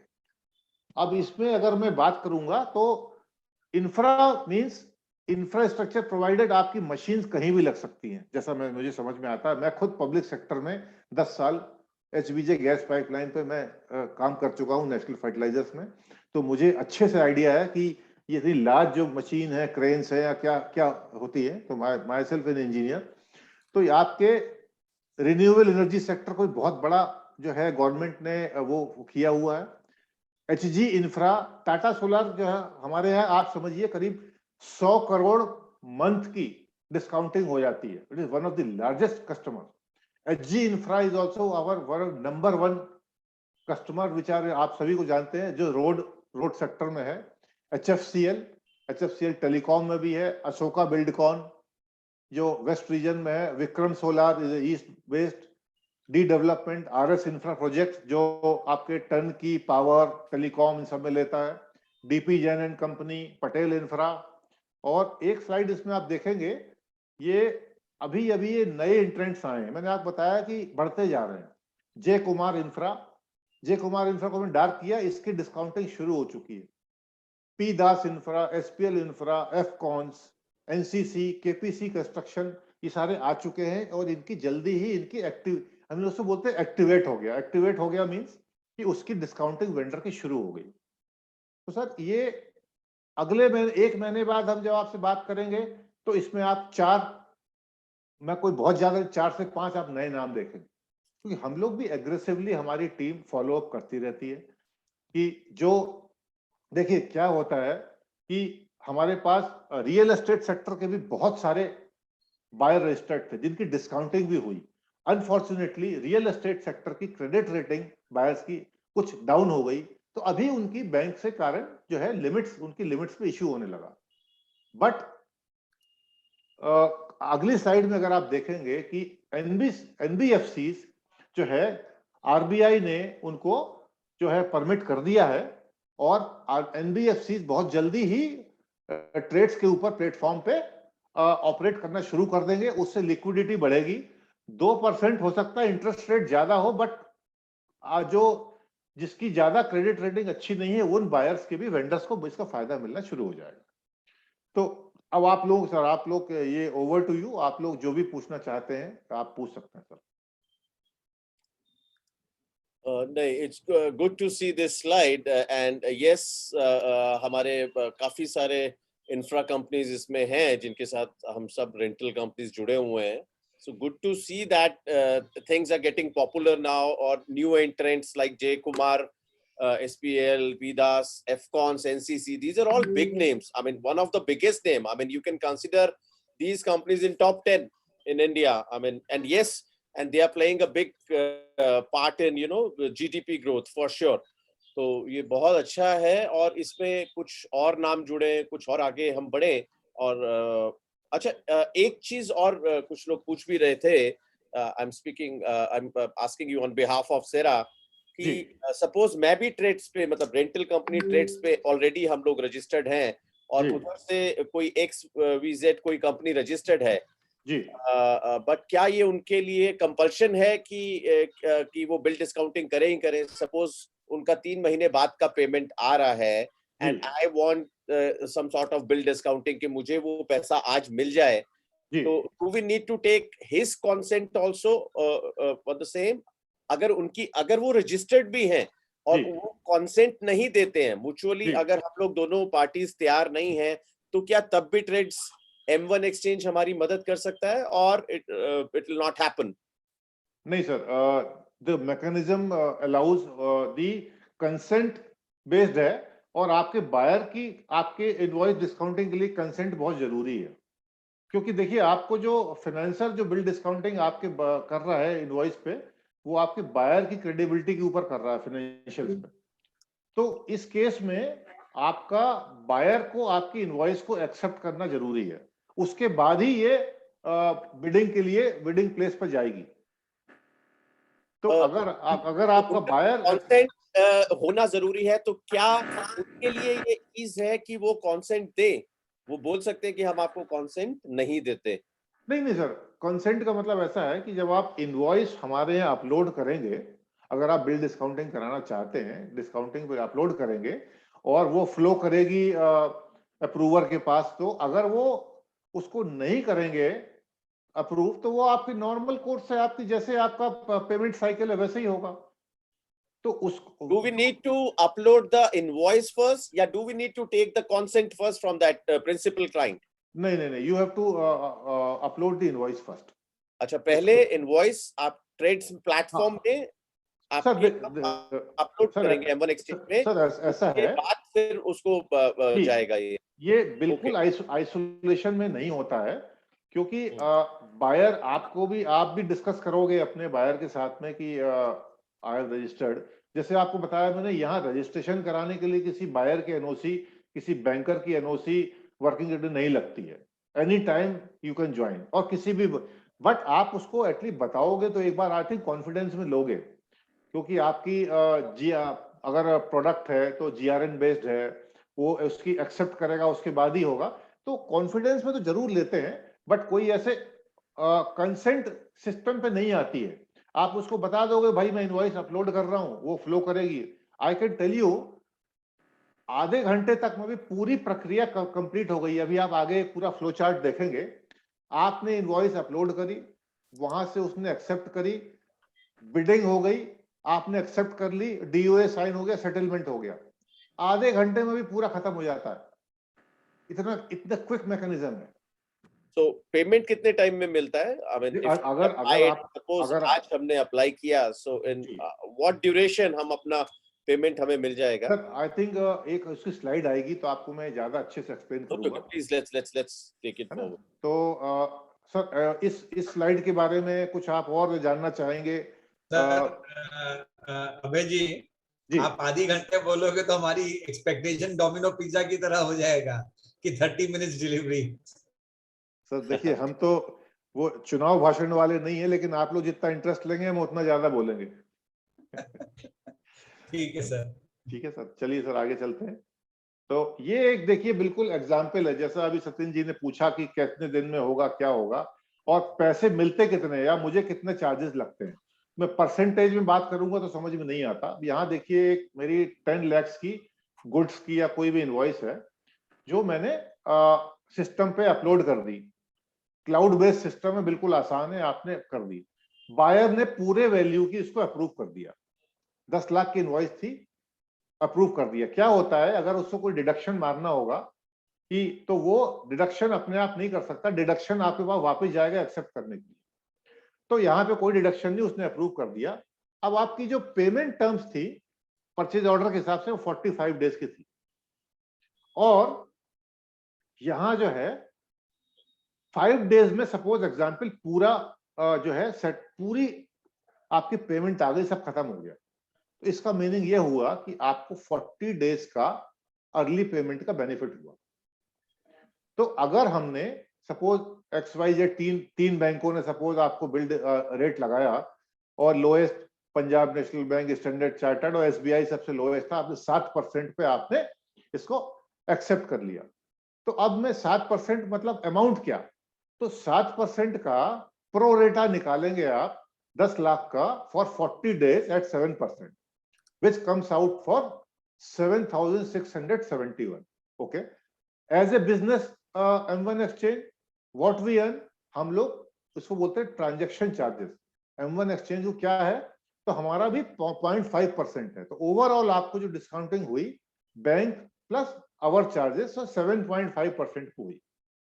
तो हमारा चार्ज हुआ, उस पर GST लगा, तो आपको टोटल जो है 8,318 रुपीज जो है आपको चार्जेस हुए और आपको 5वें दिन पैसे मिल गए।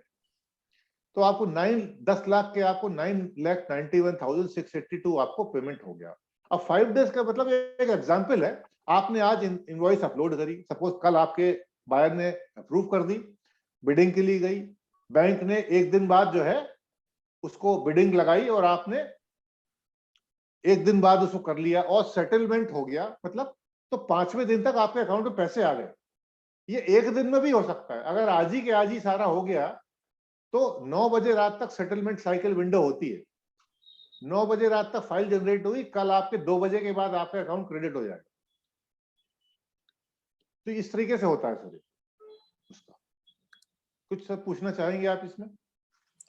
नहीं, ठीक है, I think this is fine. I mean, if it happens, this is great. It is happening, sir. It is happening.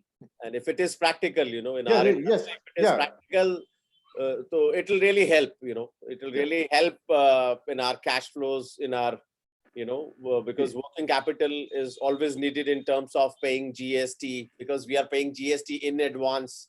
Ji, We Right. are buying all these spares on cash, hard cash. absolutely. Everything, whatever we are doing, कोई उधार नहीं है और जी। पीछे से सारा उधार है. So that's not the right cash flows. That's not the right working capital we are looking forward to. तो सत्यन पैसा ट्रेड्स लगाना, प्लेटफॉर्म कितना लगाएंगे, इंस्टॉलमेंट्स हैं, GST पेमेंट्स हैं, स्पेयर्स हैं, मेंटेनेंस हैं, Salaries हैं, and the machines are depreciating also. yes, It is not an appreciating asset, it's a depreciating asset. जी, So nobody is considering that. So मैं हमेशा बोलता हूँ कि जब आप रेंटल कैलकुलेशन करते हैं तो बोलते हैं 2 साल में मशीन फ्री हो जाएगा, नहीं होता है. It is a wrong calculation. It is a wrong calculation. हम इन्फ्लेशन नहीं देख रहे हैं. 18,000 का operator, we are now getting it for 26,000. So that's inflation. Somewhere this inflation is hitting all of us. Corona काल में इन्फ्लेशन बहुत बड़ा है, मैन पावर के जो एक्सपेंसेस हैं, बट अभी पता नहीं लगता है. 6 महीने बाद जरूर पता लगेगा, 2 साल बाद जरूर पता लगेगा. And the calculation is Sorry to interrupt you, Satyan ji, बीच में थोड़ा सा हम फास्टर करें. So that yes, absolutely. Satyan जी, मैं रितेश M1 एक्सचेंज से, इसमें एक क्वेरी जो आपकी छूट रही है वो मैं थोड़ा सा कवर करना चाह रहा था. अभय सर, थोड़ा सा मैं रिवर्स फैक्टरिंग पे प्लीज ले जाता हूँ. जनरली जो हमने देखा है कि जो भी पेमेंट्स डिले होती है उसका मेन रीजन ये होता है कि बायर्स के पास में फंडिंग का अरेंजमेंट कम होना. एंड लकीली इस प्रोडक्ट के अंदर में सबसे अच्छा बेनिफिट ये है कि this facility is available to buyers to use it as reverse factoring as well. Reverse factoring layman terms में क्या कहता है कि बायर को ने एक सप्लायर से, जो कि एक MSME कैटेगरी में आता है, 60 दिन की उधार पे खरीदा और 60th डे पे उसको पेमेंट देने के लिए फंडिंग का इशू है, वो उसको डिले कर रहा है. बट वो बायर ट्रेड्स प्लेटफॉर्म पे आकर के he can ask for more limits which can be available to them for making the payment to MSME only, और वो अपना पेमेंट टर्म 60 दिन से एक्सटेंड करके अप टू 150 डे तक ले जा सकते हैं और उसका इंटरेस्ट बायर को अवेल करना है. सो इस सिचुएशन में अगर कुछ सप्लायर्स आपके अपॉइंट था कि हमारे बायर्स नहीं है, तो उस सिचुएशन में डेफिनेटली अगर उनका पेमेंट डिले हो रहा है, that means the buyers are facing problem for their funding, they have some funding issue. उनके बैंक्स कहीं ना कहीं जाके रुक गए हैं, उनको फंड नहीं कर पा रहे हैं. सो आप as a supplier can approach to your buyers to register us with us as a buyer, so that they can get the facility whereby they make the payment on due date properly to the suppliers and they avail the benefit over and above their existing limits. अब आपका second question आता है, but the buyers should be very well credit rated, मतलब बहुत अच्छा उनका credentials होना चाहिए, तभी जाकर के आपको ट्रेड्स पे पैसा मिलता है. सो इसी सपोर्ट में एक बहुत बड़ा डेवलपमेंट जो अभी लास्ट ईयर में एडा ने किया है. एडा हैव लॉन्च्ड हैव क्रिएटेड यानी approved a policy whereby trade credit insurance is allowed. So it means that कि अभी बैंकर्स जो भी फंड यहाँ पे पैसा डालेंगे उसका वो इंश्योरेंस भी करवा सकते हैं उन बायर्स के ऊपर जो लिमिट डाल रहे हैं. तो ये एक एडिशनल सपोर्ट है कि अगर आपका बायर बहुत अच्छा क्रेडिट रेटिंग के साथ में नहीं है, बहुत अच्छे फाइनेंशियल नहीं है, तो उसमें कुछ हद तक क्रेडिट इंश्योरेंस का सपोर्ट भी बैंक को मिल जाएगा. तो डेफिनेटली यहाँ पे आज नहीं तो 6 महीने में जब ये प्रोडक्ट बहुत अच्छे से एक्टिव हो जाएगा, so your each and every buyer except defaulters will get funding on credit. So I will say, rather looking at the getting the money from the buyers, you should a supplier should push the buyer to come on the platform and avail that facility because they are getting additional funds. So this is a point reverse factoring. तो ये reverse way में भी हम इसको use कर सकते हैं. अभी कुछ क्वेश्चंस भी आ रहे हैं साथ साथ में, वो भी एड्रेस कर देते हैं उनको. जस्ट लाइक क्वेश्चंस है, एक हमारे सीनियर मेंबर हैं सेरा में, मिस्टर विकास गुप्ता, उनके क्वेश्चंस है कि उन्होंने पूछा है कि जैसे पुराने बिल्स हैं, क्या पुराने बिल्स भी डिस्काउंट हो जाएंगे या बिल्स का कोई लिमिट है कि टाइम पीरियड की बिल्स इससे पुराने नहीं होने चाहिए, या बिल्स लेटेस्ट कब तक के बिल्स होने चाहिए, क्या उनका बिल डिस्काउंटिंग का? सर हम लोग जो ट्रेड्स प्लेटफॉर्म पे है, only we can transact the transaction as per guideline of the factoring regulation act. Okay, so definitely सारी ट्रांजैक्शन फैक्टरिंग के अंदर में हो रही है. And second, that is linked to negotiable instrument act. So negotiable instrument act says कि any invoice more than 90 days becomes stale invoice. So the stale invoice cannot be funded, cannot be transacted, cannot be discounted. So that's why the any invoice which is more than 90 days older, that cannot be funded on the TREDS platform. एक और member है हमारे जयपुर से, mister Mukesh Chaudhary. मैं उनको permission दे रहा हूँ कि गेट अलाउड टू टॉक, कि वो अपना क्वेश्चन रेज करें. उन्होंने हैंड रेज किया है. So that mister Mukesh Chaudhary. वहाँ तो करा दो, हमारे लोकल में उनके पास अवेलेबल है, तो वोटिंग करा ही देते हैं जहाँ पे लोकेशन रहती है. मैंने कुछ नहीं है उनके पास, अब पता नहीं वापस बात क्या कर रहा है, बट उनके पास है. आई थिंक वो शायद नहीं है. अभी मैं आपको Please take other. We have some other this thing. Question also. एक क्वेश्चन आया है लाइक के जो लोकल जो कॉन्ट्रैक्टर्स हैं, जो इतने बड़े कॉन्ट्रैक्टर्स नहीं है, like to the tune of 500 crore और सो, वो वहां पर हम कैसे प्रोजेक्ट, क्या वो रजिस्टर कर सकते हैं ट्रेड इस प्लेटफॉर्म पर? बिल्कुल. देखिए, मैंने आपको बताया कि गवर्नमेंट का जो गाइडलाइंस है, लेजिस्लेशन 500 करोड़ प्लस का है, लेकिन 450 करोड़, 400 करोड़, 350 करोड़ का भी बायर एज ए कॉन्ट्रैक्टर, बड़ा कॉन्ट्रैक्टर जिसमें ज्वाइन कर सकता है, बट उनकी फाइनेंशियल कंडीशन, क्रेडिट रेटिंग अच्छी होना चाहिए, अदरवाइज बैंक उनके ऊपर फंड नहीं करेगा उनके एमएसएमईज के लिए. इस प्रेजेंटेशन पे आगे बढ़ते हैं मिस्टर अभय सिंह जी. जी जरूर. रैप अप करते हैं so that question answer round को भी हम टेकअप कर पाए. सर, ये बहुत छोटा सा ये है कि M1 exchange how it is enabled the SME sector की शेयर्ड रिस्क की जो रिस्क थी वो आप एमएसएमई से शिफ्ट हो गई बायर के ऊपर instead of supplier. Makes it easier and faster for the seller to make the ecosystem stable. Competitive edge means आपको दोनों के लिए जो है लोअर कॉस्ट ऑफ इंटरेस्ट पे रेट मिल रहा है मार्केट से कंपैरेटिवली.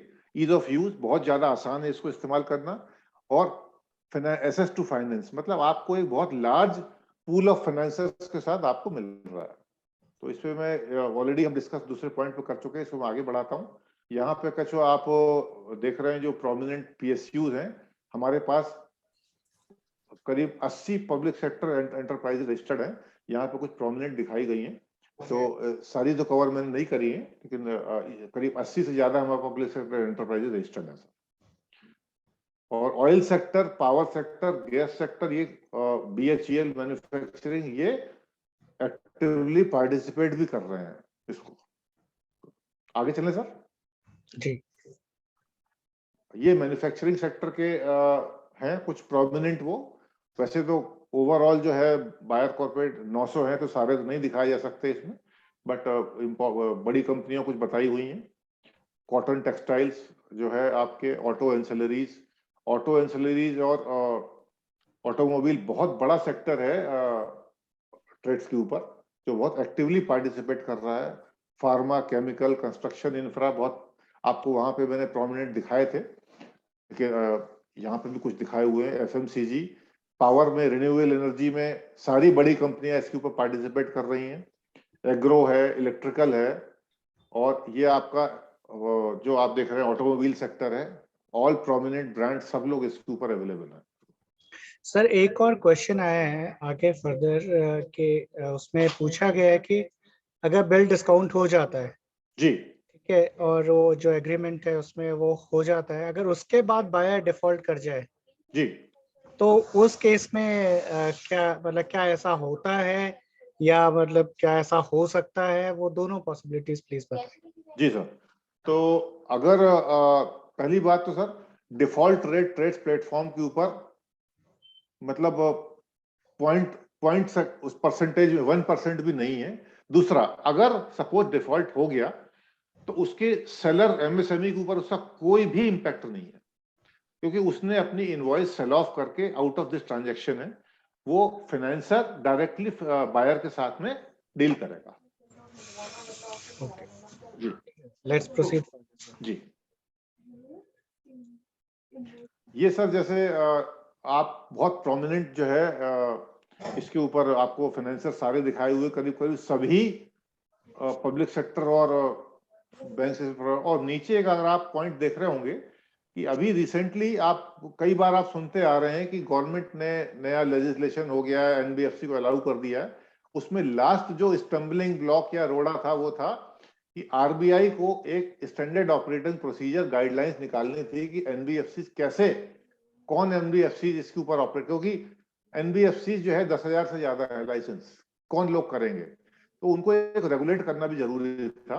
तो गजट नोटिफिकेशन 14 जनवरी को RBI ने निकाल दिया है, गाइडलाइंस बता दी हैं। अब इसके ऊपर NBFC जो है रियडली बहुत जल्दी ही इसके ऊपर रजिस्टर करना शुरू करेंगे, RBI से परमिशन लेंगे और वो लोग ट्रेड्स के ऊपर ऑपरेट करना शुरू करेंगे। हम लोग भी इसका वेट कर रहे थे। तो ये आखिरी जो स्टम्बलिंग ब्लॉक था ये भी अब क्लियर हो गया है। तो इसके चलते आपको ज्यादा लिक्विडिटी आ जाएगी मार्केट में, और कुछ जो क्रेडिट रेटिंग जिन बैंक कंपनीज की बहुत अच्छी नहीं है, मैं नॉन परफॉर्मिंग एसेट्स की बात नहीं करूंगा, हाँ, लेकिन BBB- है जो भी, उनको भी अब ये सुविधा मिलना शुरू हो जाएगी। ये सर इसके ऊपर अगर आप लोग देखें तो ये पूरा एक फ्लो जो है, फ्लो है कैसे काम करता है कि सप्लायर जो है अपनी इनवॉइस अपलोड करता है M1 एक्सचेंज सिस्टम पे। ये ब्लॉकचेन टेक्नोलॉजी के थ्रू इसको चेक किया जाता है कि डुप्लीकेट तो नहीं है। ये बायर के पास जाता है, बायर इस इनवॉइस को चेक करता है, अप्रूव करता है। अगर इसमें कोई डिस्क्रिपेंसी है, सिस्टम के थ्रू वापस भेजी जाती है ठीक करने के लिए रीसबमिशन को। ये बायर इसको अप्रूव करने के बाद ये बिडिंग के लिए फाइनेंसर्स के पास जाता है, जो इसको बिड करते हैं। सप्लायर इस बिड को एग्जीक्यूट करता है, एक्सेप्ट करता है, और इसको बोलते हैं deed of assignment. Deed of assignment से क्या मीनिंग है, मतलब वो जो अपना पेमेंट जो बायर से रिसीवेबल था वो उसको सेल ऑफ कर दे रहा है between financier and buyer. So deed of assign, उसने डीड असाइन कर दिया बिटवीन बायर एंड फाइनेंसर। अब वो इससे हट गया। इसके ऊपर फिर से एक बार चेक होता है, और ये जो कंप्लीट हुआ ट्रांजैक्शन, इसकी जो है notice of assignment buyer, supplier, financier, और अगर उसका वर्किंग कैपिटल बैंक है उसको भी इंफॉर्मेशन के लिए भेजा जाता है, एक मेल जाती है। सेटलमेंट फाइट उसी दिन जनरेट होती है, और ये आपके T+1 NPCI जो एक सिंगल गवर्नमेंट प्लेटफॉर्म है सारी इलेक्ट्रॉनिक ट्रांजैक्शंस के लिए, वहां के थ्रू फाइल जाती है और आपका पेमेंट जो है आपके सप्लायर के अकाउंट में नेक्स्ट डे वर्किंग डे में क्रेडिट हो जाता है। इसके बाद फाइनेंसर इस फैसिलिटी को सरसाई में रजिस्टर करता है और जब ये ड्यू डेट है उसके एक दिन पहले जो है इंस्ट्रक्शंस जाते हैं बायर के अकाउंट को डेबिट करने के लिए। वहां पे ड्यू डेट पे डेबिट होता है उसका अकाउंट, एनपीसीआई के थ्रू फिर से वापस अमाउंट जो है बायर से जाके फाइनेंसर को जमा हो जाता है और ये प्रक्रिया ये पूरी जो है फैसिलिटी ट्रेड्स की जो है एक साइकिल कंप्लीट हो जाती है। आप कुछ पूछना चाहेंगे सर इसके बारे में या आगे चलें? मेंबर्स के कुछ क्वेश्चंस हैं, आई थिंक बेटर कि हम उसको एड्रेस करें अभी जैसे अभी मिस्टर विकास गुप्ता ने डाले हैं कुछ, आई मीन चैट बॉक्स में, एक बारी I think we should be taking it. Nirmesh ji, over to you. तो हम मिस्टर विकास गुप्ता जी के क्वेश्चंस हम ले चुके हैं ऑलरेडी और अभय सिंह जी एक्सप्लेन कर चुके हैं वो क्वेश्चंस को। Any other this thing? अभी नहीं है, इनफैक्ट मिस्टर अमितेश सिंह है, उनका भी क्वेश्चन था, वो भी एड्रेस कर चुके हैं। ओके, हाँ, ये एड्रेस साथ साथ हम एड्रेस करते जा रहे हैं, क्वेश्चंस में टेकअप करता जा रहा हूँ, एड्रेस होते जा रहे हैं क्वेश्चंस। जी जी। हाँ, आगे चलते हैं फिर स्लाइड से। तो ये आपको एक इंटरेस्टिंग स्लाइड है जो इंटरेस्ट रेट्स के बारे में बताती है कि जब ये 2017 में स्टार्ट हुई तो बैंक्स भी कम थे, बायर्स भी कम थे, तो रेट ऑफ इंटरेस्ट जो है और कोई भी ए रेटेड क्लाइंट से शुरू हुआ तो 11% के आसपास उस टाइम रेट था। तो धीरे धीरे अगर आप देख रहे हैं कि एब्जॉर्प्शन जैसे जैसे बढ़ता जा रहा है कि ये बैंकर्स के लिए भी ये बहुत कॉम्पिटिटिव मार्केट हो गया। देखिए इसको प्रायोरिटी सेक्टर लैंडिंग का उनको बेनिफिट मिलता है, एमएसएमई को उनको प्रायोरिटी सेक्टर लैंडिंग का बेनिफिट मिलता है ट्रेड्स के थ्रू। उनकी कोई एडमिनिस्ट्रेटिव कॉस्ट नहीं है, बैठे बैठे जो है आपका so more and more banks are participating. पहले एक नेशनलाइज बैंक की एक अब उनके रीजन वाइज डेस्क एस्टेब्लिश हो गई है। एसबीआई पहले सिर्फ एक जगह से ऑपरेट करता था, उसके हर रीजन में सभी बैंकों ने अपना धीरे धीरे जो है पार्टिसिपेशन इंप्रूव कर दिया है। कॉस्ट ऑफ इंटरेस्ट रेट आप देखिए कम होता जा रहा है और अभी AAA+ जो महारत्ना कंपनीज है वो 3.5% के आसपास पर एनम पे जो है इंटरेस्ट रेट पे आ गया है, जो एक्चुअल में अगर आप प्रो रेटा बेसिस पे निकालेंगे तो वेंडर को शायद वो इतने लो ये भी नहीं लगेगा कुछ डिडक्शन हुआ, इतना पैसा, इतना कम पैसा उसको चार्जेस लगते हैं उसके बिल डिस्काउंटिंग। सर 2 क्वेश्चंस और आए हैं, उनको और एड्रेस कर लेते हैं साथ में। जरूर जरूर। मिस्टर विकास गुप्ता जी का जो क्वेश्चन आगे फर्दर उनके 2 क्वेश्चंस एड्रेस कर चुके हैं। उन्होंने बिकॉज मिस्टर ऋषि अग्रवाल ने भी बात की थी कि एल&टी हमारा सबसे बड़ा एक क्लाइंट है रेंटल इंडस्ट्री में, तो उन्होंने ये पूछा है कि how to bring L&T invoices into account since L&T is the biggest rental equipment hirer और द कॉन्ट्रैक्टर।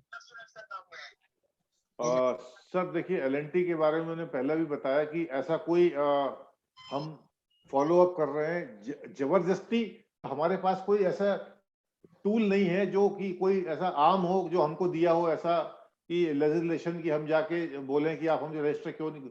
गवर्नमेंट भी फॉलो अप कर रही है, आप लोग भी कर रहे हैं और मुझे यही लगता है, मैं यही कह सकता हूँ कि देर सवेर वो भी आएंगे। तो मैं आपको कोई फॉल्स कमिटमेंट नहीं दे सकता, लेकिन यह है कि सम्मिलित प्रयास से आप और हम, आप लोग भी फॉलो अप कर ही रहे हैं, काफी टाइम से कर रहे हैं, हम लोग भी कर रहे हैं और गवर्नमेंट का लेजिस्लेशन भी है, तो वो गवर्नमेंट ही आई थिंक प्रेशराइज कर सकती है कि जो लोग रजिस्टर नहीं हुए हैं उनको एक टाइम बाउंड उसमें लोग रजिस्टर करें और ना सिर्फ रजिस्टर करें बल्कि डिस्काउंटिंग भी शुरू करें, क्योंकि सिर्फ रजिस्टरिंग करने से काम नहीं चलेगा। सर नेक्स्ट क्वेश्चन आया है कि एक मिस्टर आशीष अग्रवाल है हमारे मेंबर, उन्होंने क्वेश्चन पूछा है कि आगे कि इफ बायर डिफॉल्ट करता है तो then is the interest on delayed payment by the buyer charge to MSME? नहीं सर, आपको नॉन रिकोर्स जो बताया गया, नॉन रिकोर्स का मीनिंग है कि एमएसएमई का इससे कोई लेना देना नहीं है। आपने बिल डिस्काउंट कराया, आपने अपनी इनवॉइस बेची और आप इस फैसिलिटी से बाहर हो गए। जो डिफॉल्ट हो, डिलेड करे, वो फाइनेंसर डायरेक्टली हैंडल करेगा बायर को, आपको उसके ऊपर कोई भी आपको इम्पैक्ट नहीं आएगा। Thank you, sir. Let's proceed as it, sir. Okay sir. Sir ये बहुत छोटी सी एक स्लाइड है कि M1 exchange is among the 3 more organisation जिसको गवर्नमेंट ने गिफ्ट सिटी गुजरात में इंटरनेशनल ट्रेड फैक्टरिंग का लाइसेंस दिया है last year end of the last quarter में, और करीब आप समझ लीजिए 2 क्वार्टर इसको बनाने में टाइम लगेगा इतना टेस्टिंग में, और आप इसमें इंटरनेशनल ट्रेड फाइनेंस की फैक्टरिंग भी इंटरनेशनल प्लेटफॉर्म पे आप जाके कर सकते हैं। तो ये हमारे लिए बड़ी फक्र की बात है कि हमारे परफॉर्मेंस को देखते हुए जो है हमको काफी कंपनियों ने इसमें अप्लाई किया था, तो हमको इसका लाइसेंस अवार्ड हुआ।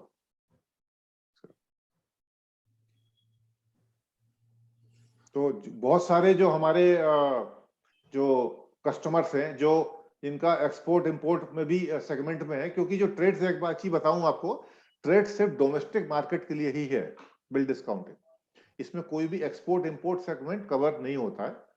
बट बहुत सारे हमारे क्लाइंट्स हैं जो जो एक्सपोर्ट इंपोर्ट में भी हैं, वो ITFS के थ्रू जो है इंटरनेशनल ट्रेड अपनी डिस्काउंटिंग करवा सकते हैं।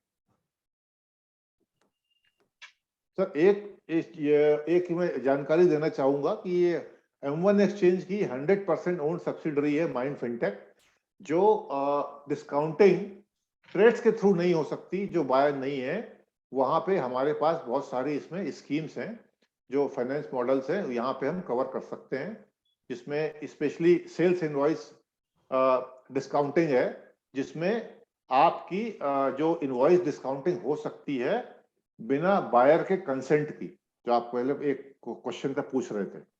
तो यहाँ पे हो सकता है वो बायर हमारे यहाँ ना भी हो और उससे कंसेंट की भी जरूरत नहीं। हाँ, इंटरेस्ट रेट सर इसमें मार्केट के कंपैरेटिवली, बट मार्केट से कुछ कम ही होंगे। ये भी कंटायरली डिजिटल प्लेटफॉर्म है, मल्टीपल बैंक्स की इसमें फैसिलिटी है, और जो फैसिलिटीज हम आपको ट्रेड्स के थ्रू नहीं दे सकते, वहाँ लिमिटेड एक रेगुलेटरी एनवायरनमेंट में बायर और फाइनेंसर का होना जरूरी है, सॉरी MSME का। यहाँ पे डिफरेंट प्रोडक्ट्स हैं, डीलर फाइनेंसिंग है आपका, है PO फाइनेंसिंग है आपका, और सेल्स इनवॉइस डिस्काउंटिंग है। अगर आपको किसी क्वेश्चन हो तो हमारे रितेश इसके एक्सपर्ट हैं, वो आपको इसके बारे में जानकारी और दे सकते हैं। आई थिंक इसने काफी क्वेश्चंस जो लोगों के माइंड में होंगे कि जो रजिस्टर्ड नहीं है ट्रेड्स पर, वो एड्रेस हो गया होगा इससे। इनफैक्ट अगर किसी को और भी जो ऑडियंस हैं, जो भी और भी क्वेश्चंस हैं, वो क्वेश्चंस अभी भी रेज कर सकते हैं चैट बॉक्स में, और इनफैक्ट फेसबुक लाइव पर भी ये वेबिनार अवेलेबल रहेगा, वहाँ कमेंट सेक्शन में भी आप अपने क्वेश्चंस डालते रहें इस वेबिनार को लेकर। नेक्स्ट आगे अभय सिंह जी आगे बढ़। सर ये कुछ हमारे अवार्ड्स वगैरह हैं जो रिसेंटली हमको last year best easy financing digital onboarding के लिए गवर्नमेंट ऑफ इंडिया से मिला, और नीति आयोग ET अवार्ड्स, इसको हमको काफी अवार्ड्स मिले। सारे तो यहाँ कुछ प्रोमिनेंट हमने दिखाए, बाकी काफी अवार्ड्स हमको इसको मिला हुआ है। ये सर हमारे कॉन्टेक्ट डिटेल्स हैं, मैं इसको जो है चैट बॉक्स में पेस्ट भी कर दे रहा हूँ। आप लोग जो है वैसे सेरा के साथ ही जुड़े हुए हैं, हम लोग के सेरा के पास सारी डिटेल्स हैं, और जैसा मैंने आपको कहा कि हम वेबिनार के बाद भी, हमारा सिर्फ वेबिनार तक जुड़े नहीं रहने का है, हम आगे भी मिलकर काम करेंगे जिससे आप लोगों को बेनिफिट मिले। शुरुआत में सतिन जी ने एक सवाल पूछा था कि किसी का अगर बायर रजिस्टर्ड नहीं है, वो रजिस्ट्रेशन यहाँ पे आके क्या करे। सतिन जी, यहाँ पर मैं आपको एक आश्वासन देना चाहूंगा कि M1 एक्सचेंज एक ऐसा प्लेटफॉर्म है जहां पर इस इकोसिस्टम को बिल्ड करने की कोशिश की जा रही है। यहाँ पर in case there is a vendor और अ सेलर जो किसी बायर के साथ काफी व्यापारिक व्यवहार करता है, और बायर अगर किसी भी ट्रेड्स प्लेटफॉर्म पर रजिस्टर्ड नहीं है, तो वो वेंडर पहले अपने आप को रजिस्टर करा ले ट्रेड्स प्लेटफॉर्म पर M1 पर। उसके बाद हम मदद करते हैं बायर के पास जाकर उसको कन्विंस करने की, उसको ये बताने की कि आप भी अगर इस प्लेटफॉर्म पे आ जाते हैं तो उसकी वजह से क्या क्या फायदे हो सकते हैं उनको खुद को और वेंडर को। अगर आपको मैं काफी साधारण भाषा में बात करूं, we have a very strong tech team and a very strong tech platform, जहां पर ब्लॉकचेन टेक्नोलॉजी का इस्तेमाल किया जाता है टू एंश्योर कोई भी डुप्लीकेसी नहीं है, कोई भी गलत काम नहीं हो रहा है। लेकिन साथ ही साथ हमने एक बहुत अच्छी टीम बनाई है जो पैरेलली सपोर्ट करती है वेंडर्स को, बायर्स को।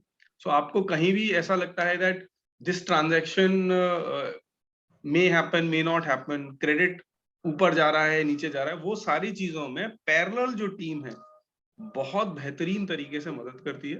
This team is spread across the entire country, which makes this entire process very, very healthy and robust.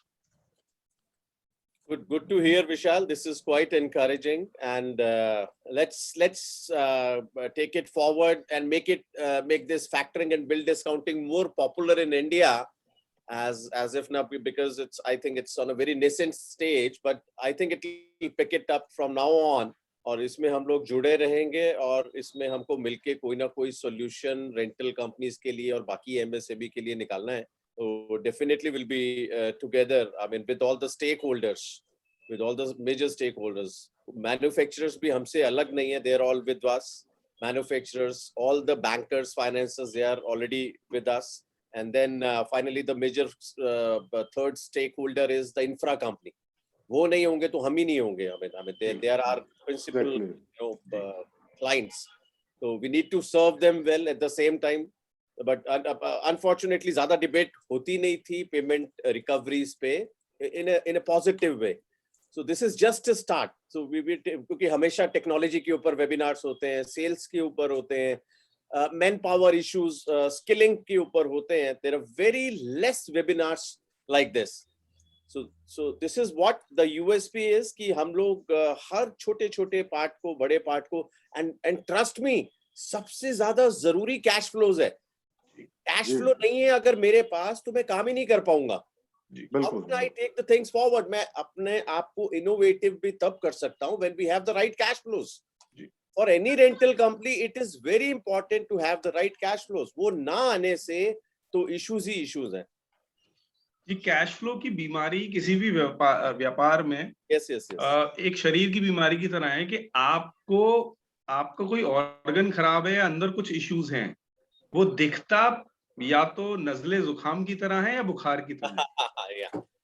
तो व्यापार में भी सेम सिचुएशन है। आप कैश पे ध्यान नहीं दे रहे हैं तो वो दिखेगा किसी दूसरे तरीके से, कि या तो आपकी इंस्टॉलमेंट टाइम पे नहीं जा रही है, या सैलरी टाइम पे नहीं जा रही है, या फिर आप कुछ एक नया इक्विपमेंट खरीदना चाहते हैं वो नहीं खरीद पा रहे हैं, या फिर कुछ ना कुछ। तो वजह कुछ भी हो सकती है, लेकिन जो जैसे बिजनेस स्ट्रेटेजी की लैंग्वेज में कहा जाता है leading indicator and lagging indicators. तो leading indicator cash flow issues हैं, बट लैगिंग इंडिकेटर्स बाकी और बिजनेस के इश्यूज हो सकते हैं। Just one last question from my side. Is there something we are doing in case of bankruptcy? Bank अभी recently, I mean, अगर हम 10 साल 15 साल पुरानी बात करें, अगर मैं अपनी कंपनी के वर्क ऑर्डर्स देखता हूँ तो उसमें से बहुत सारी कंपनीज आज है ही नहीं, they don't even exist. And I just don't want to name them, but ये बहुत बड़ी कंपनीज थी। ये भी वही कंपनीज थी जो जीडीपी चलाती थी इंडिया की। So they are no more there. They don't even exist as if now. But हमारा सबका रेंटल कंपनीज का पैसा उसमें लगा हुआ है। So it is all on stake. सबका पैसा लगा हुआ है। उस पैसे के लिए भी Ken Threads और M1 Exchange कुछ कर सकता है, because it's a big money which is already stuck up there. Bankruptcy की वजह से वो NCLT में चली गई, और because we are not that financial creditors, if I am speaking it right, तो अगर हम वो नहीं हैं और फिर हमें बाद में मिलता कुछ नहीं है, तो पहले आई थिंक दूसरे जो क्रेडिटर्स हैं उनको मिलेगा, हमारा नंबर बहुत बाद में आता है, कंट्री क्रेडिटर हो जाते हैं। तो फॉर एवरी एस्पेक्ट हमारा नंबर बाद में क्यों आता है? Why are we lagging behind? It's a big industry. Rental industry बहुत बड़ी इंडस्ट्री है. It is an industry now. तो उसका पैसा बैंकरप्ट कंपनीज में फंस जाता है। बड़ी बड़ी कंपनीज थी, मैं एक कंपनी का नाम जरूर लूंगा, मैं ILFS की बात कर रहा हूँ। किसने सोचा था ILFS डूब जाएगी? और कंपनी लाइक मी, मेरी कंपनी का उसमें कुछ 70 lakh rupees, it is still stuck up and it's been long. तो और भी रेंटल कंपनीज का सबका पैसा होगा उसमें. I'm sure किसी का 5 लाख 20 लाख, किसी का 1 crore. I know few companies Jin contractors they उनका 250 crores is stuck. तो IL&FS में काम नहीं करे तो किसमें करें? And is there any solution to that from Trades or M1 Exchange? Sir, it is unfortunate that we all are facing these kind of business scenarios. As of now, Trades is only taking care of healthy transactions. That is the only reason we are not going for evaluation of balance sheet. We are not looking at people's credit score. We are only doing discounting, or rather facilitating discounting on a healthy transaction. Okay. So which is the mandate given by RBI to Trades platform as of now. We are also hopeful that slowly, gradually, when this behavior of bill discounting builds into the Indian business owners, this such scenarios of NCLT issues or restructuring related transaction can possibly be taken up. However, as of now, the mandate is very limited with respect to only healthy transactions. One of the last question I want to raise: how fast can our members get registered? See, as fast as you can think. Fastest. Honestly speaking, there is no transaction fees if all your KYC documents are intact. Most of the now scenario is most of us are using DSC, digital signatures. Most of us have already worked and done verification through Aadhaar. So if all these processes are done, all the documents are available in a digital environment, this entire thing can very well be taken care in 2-3 hours maximum, including talking to a customer care agent if you have a problem. I think definitely if you could share all the forms with our Mr. Nirmesh, he can pass it all to all the members so that members can benefit. At least the members should have the registration done. And this definitely will help us a lot because we can definitely quote that we can give certain credit and which can be discounted through Trades, and that will help us. जरूर ऋषि जी, यहाँ पे मैं बस एक छोटी सी एक आग्रह है, आप सभी से रिक्वेस्ट है कि मैं आपको आमंत्रित करता हूँ M1 एक्सचेंज के ट्रेड्स प्लेटफॉर्म पर आने के लिए. मैं दोबारा से वेबसाइट का एड्रेस डाल देता हूँ. आप आइए, वहां पर रजिस्टर ऑनलाइन का एक बटन है, वहां पर आकर पूरा फॉर्म एज इट इज आप देख सकते हैं. स्टेप बाय स्टेप फॉर्म है. हमारे पास कोई फिजिकल फॉर्म नहीं है because we are a digital company. तो ऐसा जो जैसे बैंक के लंबे चौड़े फिजिकल फॉर्म होते हैं ना, saving account, current account, OD, loan, वैसा हिसाब नहीं है. कोविड आने के बाद तो जो एक आध हुआ करते थे फॉर्म, वो भी खत्म हो गए. तो it's a pure digital form. You will love to go through that entire stage. तो मैं आपको एक फटाफट वेबसाइट का एड्रेस अभी लिख देता हूं. मैं आप सभी महानुभाव से रिक्वेस्ट करना चाहूंगा कि आप आए, M1 एक्सचेंज के प्लेटफॉर्म पर आकर अपने आप को रजिस्टर कराएं. और कोई टेंशन लेने की जरूरत नहीं है. वहां पे टोल फ्री नंबर है, वहां पे आके बात कर लीजिए. अभय सर जी का नंबर हमने यहाँ पे दे दिया है, मेरा नंबर है. आप बात करके आगे फटाफट रजिस्टर करा सकते हैं. साथ ही साथ जैसे ही आप रजिस्टर कराते हैं, आप अपने बायर का डिटेल भी दे सकते हैं. अगर वो बायर हमारे पास होगा, हम उसकी मैपिंग फटाफट कर देंगे. और ये मैपिंग हम बैक एंड से करेंगे टू एंश्योर कि आपको ज्यादा तकलीफ ना लेनी पड़े. अगर आपका बायर रजिस्टर नहीं है तो हमारी टीम आपके साथ बात करके बायर के साथ बात करने की कोशिश करेगी और उनको ऑनबोर्ड करने की भी कोशिश करेगी. I think we are not left with any more questions now. So we come to the end of this webinar, and I would like to thank all of you to come here to join this webinar and give your and have given your important views and inputs to all the people of this industry and other people also. So I thank again all of you for your valuable time, and I would like that Mr. Rishi Agarwal should say a few words as a vote of thanks. I really thank Mr. Abhay Singh Rathod, Mr. Vishal Kumar, Mr. Ritesh Jain, and the entire team of M1 for their lovely introduction. Because this is an innovative time, which the Honorable Prime Minister has also introduced something called digital money, digital currency. Also, I would like to be very strong that our rental companies are they are really on the nation building path. We work for some of the biggest infra company, and the type of infrastructure spending by Government of India is happening. I feel with M1, your volume or what you are suggesting that your infra company volume is 2,500 crore. This will at least go 10x in next 3 years time. And definitely SERA would play a very pivotal role because it is one of the largest association for rental equipment in India. And all our members are very proactive and very innovative for new changes that we can offer. Thank you. I thank everyone, Mr. Satyen Sachdeva, Mr. Rishi Agarwal, Mr. Ritesh Jain, Mr. Vishal Kumar, Mr. Abhay Singh Rathod ji for your valuable time, and to all the people who have joined in this webinar. And this webinar is also available on our Facebook account and Facebook page and the Facebook account. So people can go and watch it again. And if they have any questions, they can put them in the comment box and we would be happy to address them. Thank you very much. And we meet again in our next webinar series with more topics and more issues of this industry. Thank you so much. Thank you so much. M1 Exchange family की तरफ से आप सभी का आभार, आपका अभिनंदन. हम जरूर सेरा एसोसिएशन के साथ, आप सभी मेंबर्स के साथ एक खुशहाल भविष्य की कामना करते हैं. आप सभी फूले फले और बहुत अच्छा बिजनेस करें और कहीं ना कहीं इकोनॉमी को ग्रो करने में साथ में एक दूसरे की मदद करें.